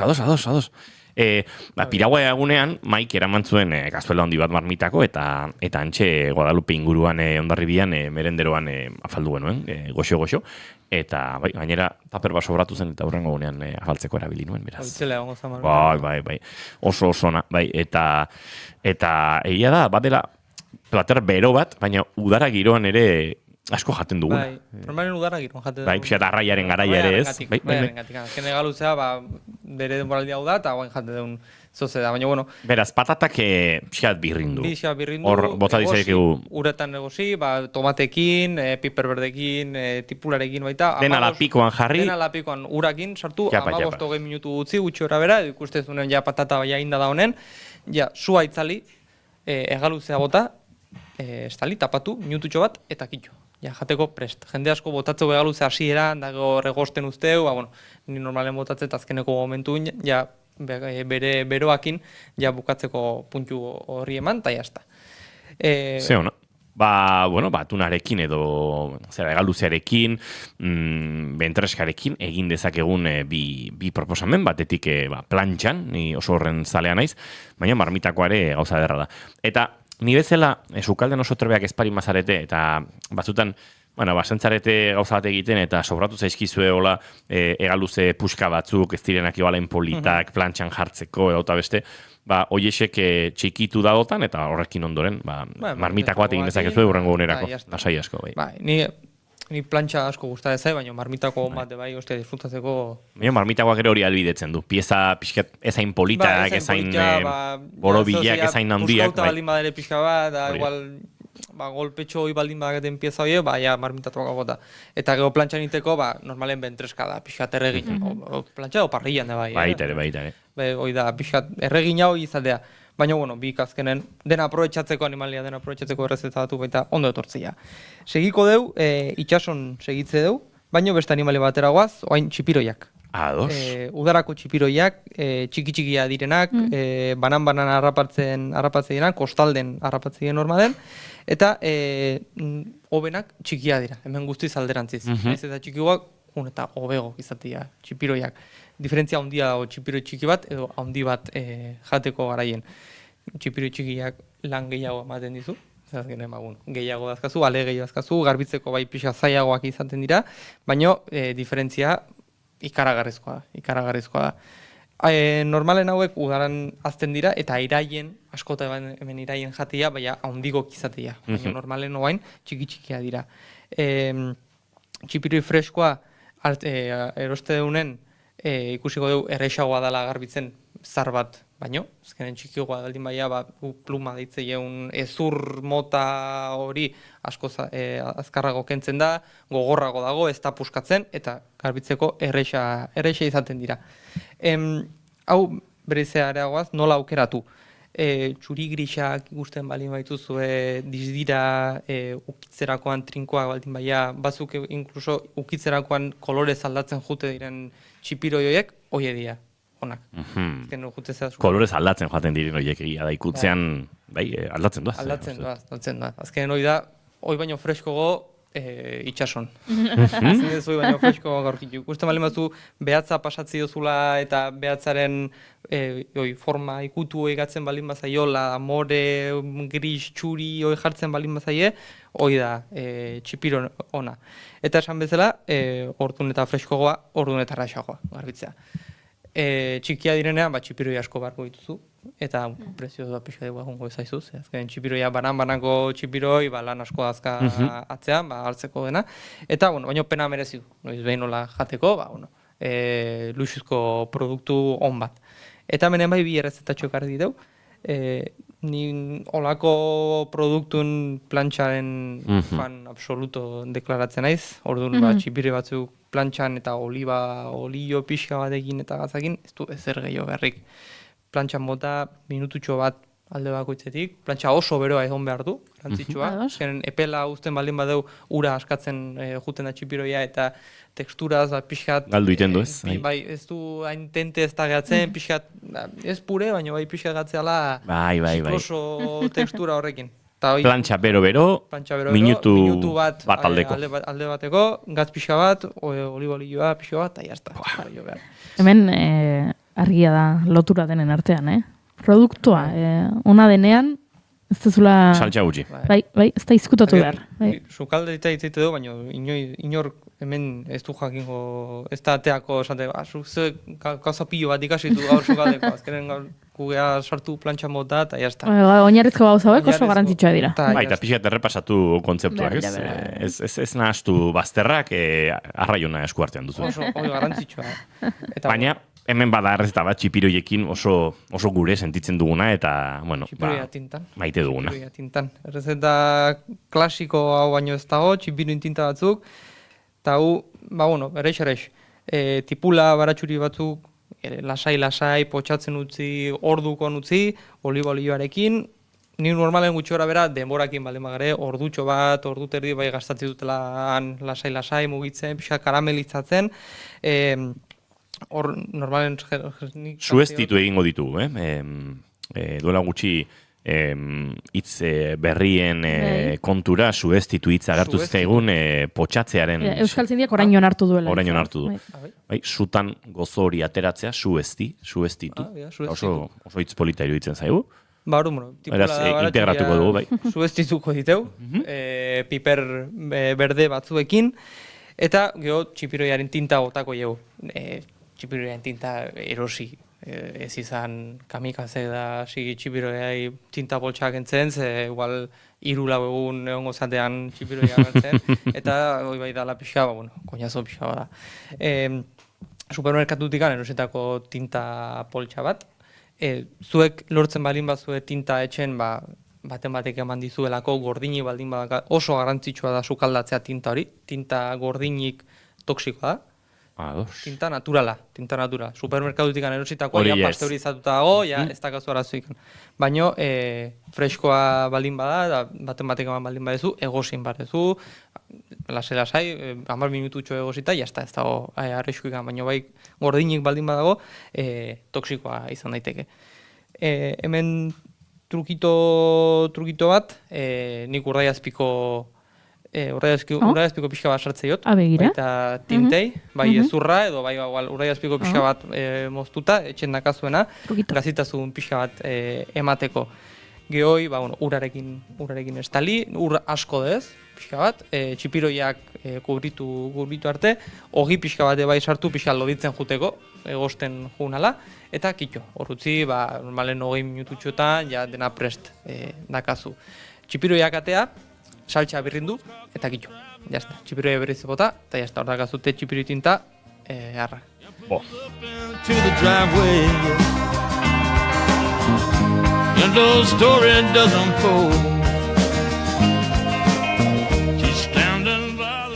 Baina badugu beste produktu bat, oso udatiarra eta asko maite duguna gainera. Bai, eta ez da 3. produktua bakarrikan ez da, baizik eta bikote bat. Hori da. Bikote bat da. Garai aldetik ere, bateratxu edo izen zaiguna. Laguna, ja. Ibarrako piparretaz itzein barru aldin badeu, baserriko tomatetaz. Bai, itzein beharra dakau, ez? Ibarrako piparrak, udarako nik uste, aperitibo nagusiena, mai guztitan aurkitu dezakeun produktu bat, kuadriakokin jun, familiekin, launekin zerbeza bat hartzea, eta beti maien pipar frigitu batzuk. Badira, aste batzuk, negutegiko batzuk, ja, iristen hasi direla. Bai, ja, hasi dira. Ez dakit, orain di pixka falta zaie. Sango nuke, ez da? Iaztetxo hilabete bat, bai, galtze zaiela bendikan. Ja, hasi zaizkigu iristen batzuk, eta bueno, badugu gogoa eta hasten gara, ja. Eta hasten gara jaten, eta hasi gara, baina hilabete bat... Piperra ona, oraindik... Hilabete bat galtze zaio. Ja, egozin lekutan aurkitzeko, eta bertaderotik kanpo izateko. Hau baita oso erreix, azkenen Ibarrako piparrak garagardo batekin, eta frigituta. 30 segundutxo gatzpixa bat, eta jazta, hartu, frigioa bota, eta jazta, pixka koskortasuna gainera hori, gaina gatzarekin eta bai oso ondo gatze zaio, eta ez du ezer gehiago beharrik. 30 segundutxo bota. Orlander, bada jendea, zu mantxoagoan edo zu suabeagoan eta denbora gehiago egiten dituna. Pixkate goste puntu bat hartu arte ezain... Hoi guztoz. Bai, ez? Baina bada joerare, ez? Bai, batzuk oso berdetxuia nahiko egosita, eta beste batzuk kolpea hondiz eta... Oain piparra hasieran hartzen baldin badeu piparra, hoi leuna dago. Oain dikan txikia da, oain dikan azala fina du, ja juten baldin bagea iraia bukaeran, Ados. ja pixka bat ja gogorrago dago, ja pikatzen hasteu baita piperrak, eta orduan bai pixka bat mantxogo ingo deu, eunda 50, eunda 60 gradutan gutxi gora bera, pixka gehiago 2 minutu, 3 minutu honutzin, da jazta. Baina oain digan oso txikia diela, ume txiki batzu diela, eunda 80, 200 graduta, 30 segundutxo, eta kitxo, ez du ezer gehiago berri baita, eskortasun mordida hori baita ondo etortze zaio. Eta hori esan bezala, garagardo batekin da jazta, gutxigo. Eta asko dugu behar, sagardo otiatekin ere gustora altzen. Sagardo otia, ni igual sagardokin ego. Ni sagardo eta Ibarrako piperren zarea naiz. Maridaje. Eta tomaten salada bat prestatu behar duzu orain, eta hor ere sagardoa bide lagun hona da. Bai, sagardoa igual dena laguntzizu. Ja bideo osoa. Oso sagardo garaia da, nire ustez egia da. Sagardo tegiak edo sagardoaren prozesuak beste data batzuk markatzen dituela noski, baina niri ja bero garaia hauek eramaten haute sagardo asko gozatzea. Fresko edateko lasai zuere botillakin da olako gauza jaten, momentu itzela da, hoi jateko. Bueno, baserriko tomate ensalada prestatu behar dugu orduan, Lander? Bai, guazen Getarira.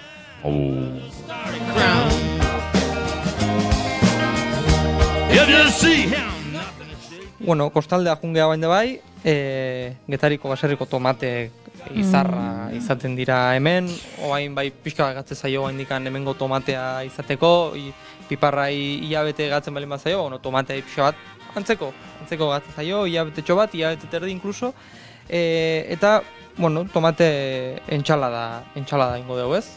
Tomate ez du presentazio askori behar, tomate on batek, orduan tomate lodixerrak haundiak egin, lodiak egin, gatza, olioa bota, eta baratxuri pixa bat sartu. Hoi, utziko dugu 30 minutu hola lasai, tomataren zukuak ateratzen juteko, eta nire gustatzen zait, 30 minutu horietan, 20 zati batzuk botatzea, pixka bat ja, zuku hoi pixka hartze juteko, da ja aperitibo bezala baita, tomate hoi, ogi hoi tomaten jugo guztikin, jaten pixkanaka jaten juteko. Uste zalantzari gabe, batzutan egoten dira horrelako galdera, pentsatu hil aurretik zure azken afaria zer jango zenuke, azken aukera da zerbait jateko, tomate entxalada eskatuko nuke. Tomate entxalada, piparrak eta sagardo godia. Eta horrekin ja... Eta bentreska bat parrian. Nik gara jontan ere menu izarra, menu fetitxea hori xelitzateke. Hombre, azkeneko bazkari ezateko ez da txarra. Ez. Koinziditu inbaizu baita... Garaiak. Goiuri, hil behar duzu, uda garaian. Garaian. Negun, Ezin garai ez du bari hortarako. Pixka dugu, aguantatu imarra dago, baina, ez da txarra. Eta esan bezala ez, baina tomate entxalada hoi dakau, batzuk kontxerbakin jartzeue, bai egaluzean, normalen izan da oso ohikoa, baina sartuko jau gaur, Idiazabal gazta berrindu pixka bat sartuko jau, eta pipar berdekin da bai sartzeko aukera bali madakau, ondo. Komplikazio gabe, bi produktu bera, gauzak ezberdinak jolasteko. Behin piperrak baditugula frigitzeko, 3 bola erretiratu, hau sukaldari asko gustatzen Goiuri, erretiratu ingo dugu, gero erabiltzeko. Hori txiki eginda ere tomate entsaladan kategorian geratzen. Tomate entsalada bota, tomatekin, dena ondo alinauta, Idiazabal gazta pixka bat sartu berrindu, raiatu pixka bat. Ja, ze gauza, egin daiteke hau, ozpindutako piperrekin, eta frigitu gabekoekin. Azken ez duzu behar, jende asko dago, esatu gara ez, bakarrikan entxalada egiteko, ozpinutako piparra bakarrikan sartuko jot, bestea desatu. Txiki eginda ederraki gatzen da. Produktua berdina, matziz ezberdina okiko dituzu, ezpintasun puntu okiko duzu, baina azkenen baita produktua ona baldin bada, edo zer gauza indezakezu, entxaladei erregungo zaiola. Eta hoi geho bukatzeko, entreska parrian, eta jazta. Hoi dakau menu polita. Entzulioak zue bezala gu Pauloben txakurra nola, gabiltza hemen ahoari baba daiola. Bai.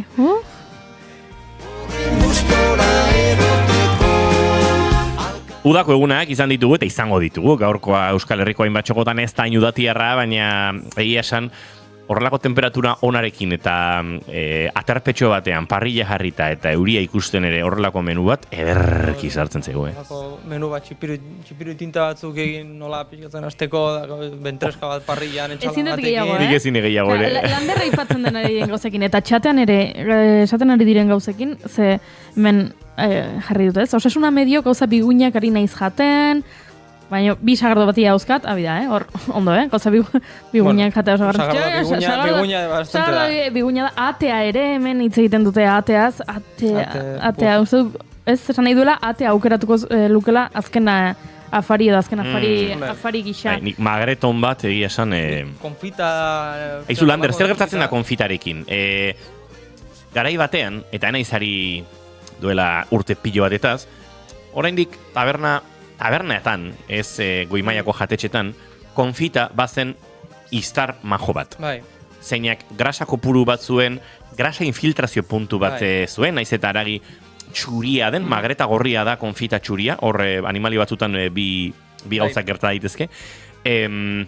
Gaur egun, konfit idorrak, lehorrak, grasa galdutakoak, plantxan edo zartarian egiteakoan lehortu eta erre egin direnak, eta ezur zahar batean geratzen direnak jaten ditugu. Ate ona, lehen saltzezan ate ona asko garestitua, ze ondian gripe abiar eta olako arazo diela barne, asko garestitua ate isterrak gehien bat. Magreta bai, pixkat prezioz baigo da, baina bat isterrak. Pixkat igo da, baina kalitatea homogenizatu da, hortxe dago, gutxuera bera txukun. Eta gertatu da, merkatun sartu dela, industria handiko ate ziketa sartu diren enpresa asko, eta azken badakigu, hoi askon bezala industrializatze puntu hori sartzeanen, kalitatea beti pixka bat berago juten da, estandarizazio prozesua eta produktibitate prozesuan gadikan. 15 eurotako plater kombinatuko ate konfita beraz, ezin dugu espero konfit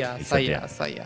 Konfita izan daiteke, konfita errezeta besteik ez da, baina kalitatez, seguraski, lehorrako izango da, edo aragi oso gutxi duen, ezur puxka batean geratzen da. Gatzea, larrox, lehor puntu hoi eukitzen duzten puntuek. Baina, etxen, noiz behin eroste malin bazue olako konfita, hobego da plantxan ez ezitea da, plantxan ez botatza, baizik eta bere grasa hortan konfitatzen segitzea. Hori da, eta gero igual laben, grillen momentu puntu bat eman, eta jazta. Ez eman plantxan lehen ematezan bezala de 5 minutu plantxan uki, zazkenen grasa guztia guzti zaio, eta hor lehor gehatzuko zeizuela. Baina bere grasa bertan konfitatzen jarraitzen baldin badezute berotu arte, zazkenen ja hoi sukaldatutako produktu bat denez, bero egotekin nahikoa izaten da, orduan pixa bat eduki grasa hortan, berotu, takitu. Ez ez zer gehiago, eman behar. Eta hemen gure txatean, Lander, zituen obradore kooperatibotik galdetzen digute. Lander, pastantzako errezeta berezitxo bat beharko nuke. Gomendiorik? Pastantzat? Horrela, hotzotzean, ez dakit. Hombre, pasta entxalada. Hoi da, bain freskoa. Freskoa, hoi ekiko zue. Hoi iteko errex.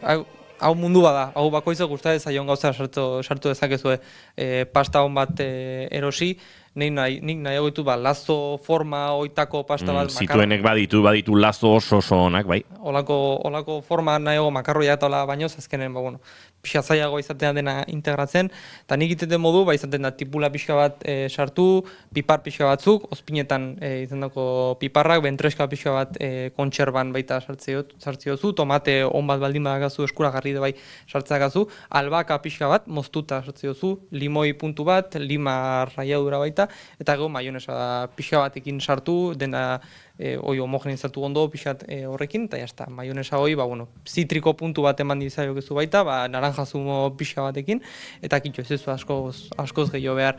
Baina esan bezala garrantzitsua da, bakoitza gusta ezaion gauza sartzea, arrautz bat, pixate gozita baita, baldin badakazu sartzea zakezu, tipul gorrilla bai oso ondo etortzen zaio, olako errezeta batekin, baina olako fresko izateko pasta errezeta bat, nik horlako zozingo nuke. Ederra, eta guk zer esango dizuegu entzuleok, aukeran pasta ona erosi, eta zitueneko gure lagunek egiten duten pasta, kalidade goreneko pasta duzue, atzean proiektu kolaboratibo eta kooperatibo bat, eta zituene.eus webgunean, bertan topatuko duzu informazio guztia, obradorea bera ezagutzeko aukera duzue, eta benetan, edo zegin gauza egiterakotan, hemen produktua defendatzen ari bagara, pasta ensala bat egiteko ere, produktu hori defendatu. Eta defendatzeko produktu bat erabiliko dugu.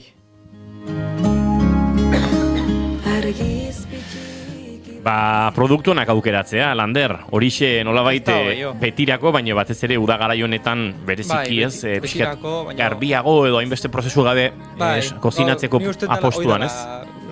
Udaran sukalatzeko klabea, hoi da, produktua ona, garaikoa, freskoa erosi, eta azkenen esan bezala udaran askotan ez dakau denbora ez dut denbora gehiago galdu nahi sukalde barnean, ze beste plan, hobego izaten diteu, normalen, eta orduan, ikusi duen bezala, denbora gutxirekin bai horrelako plater eta errezeta politia freskagarrik eta onak inditzazkego baita sukaldean, udaran. Ondarra zegoen lekura. Plazer bat, Lander Kornagorekin urteko azkena egitea. Indiokerrek dio, toma ja, eskerrik asko. Indioker prestatzen baduzu, probatu egin barko du hori bai, hori garrantzitsua da. Entzuleo, gugor puripurian osatzeko denborarik ez du izango. Gustora eta lasai aritu gara eduki guztiekin, bai Venezuelako kooperazio, naziarteko kooperazioari begira Pilar Kaltzadarekin, baita Junior Romatetekin aritu gara LGTBIQ+ kolektiboaren borroka historikoekin eta gaur egungo erronkei begira, eta sukaldaritzaren giroan ere zer behar eta denbora behar du plateron batek produktua eta denbora, goxotasuna, mimoa, presarik gabe gauzak egitea, eta alaxe egin du. Aian bihar, heldu dizeokegu puripurian tartari behintzat, nik gai interesgarri bat ekarri nahi nuelako, Inigo.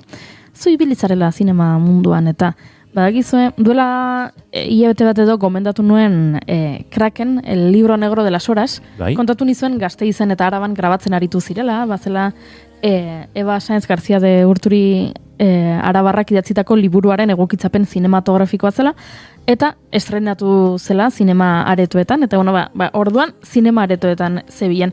Badakizu zer gertatu den, Inigo? Zer gertatu da? Amazon Primek erosi du pelikula. Ara? Horrek esan nahi du, zinema aretoetatik gero, etxean streaming bidez ikusteko aukera dugula. Baina badakizu zer egin duen Amazon Primek? Pelikula hartu du, eta telesail bihurtu du. Hau da, ez du historia hartu eta telesail bat grabatu, ez. Pelikula bera hartu du, eta orain da 6 ataleko telesail bat.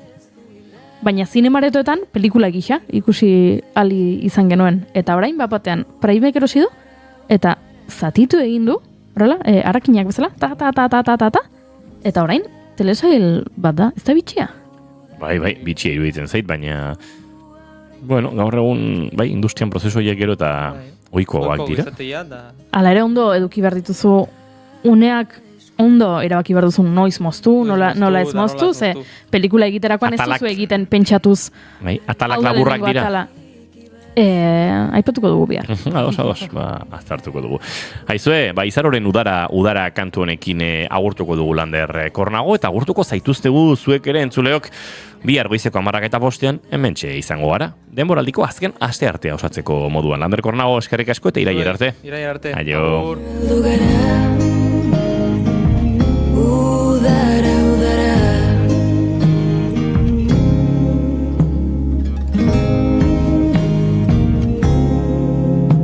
Lainoak zerura, zuzura lekura ondo dago.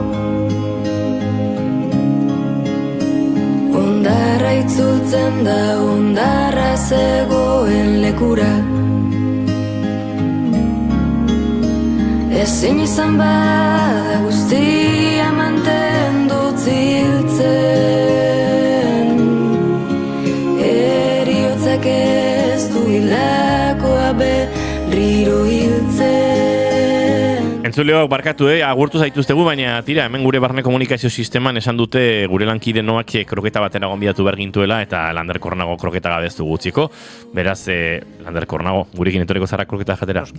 ezin zaio, ez esan kroketa bati. Horrelako gozea sortuta gero ez dugu hemen jendea gozez utziko. Entzuleok gozatu astelena eta aukera baduzue gozatu astelena kroketatxo batekin.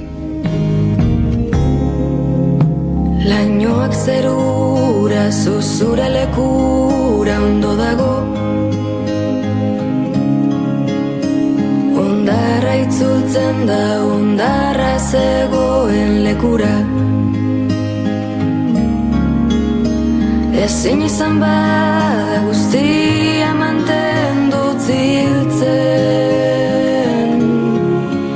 Eriotzak ez du hilakoa berriro hiltzen. Udara, udara, onaino heldu zara. Udara, udara.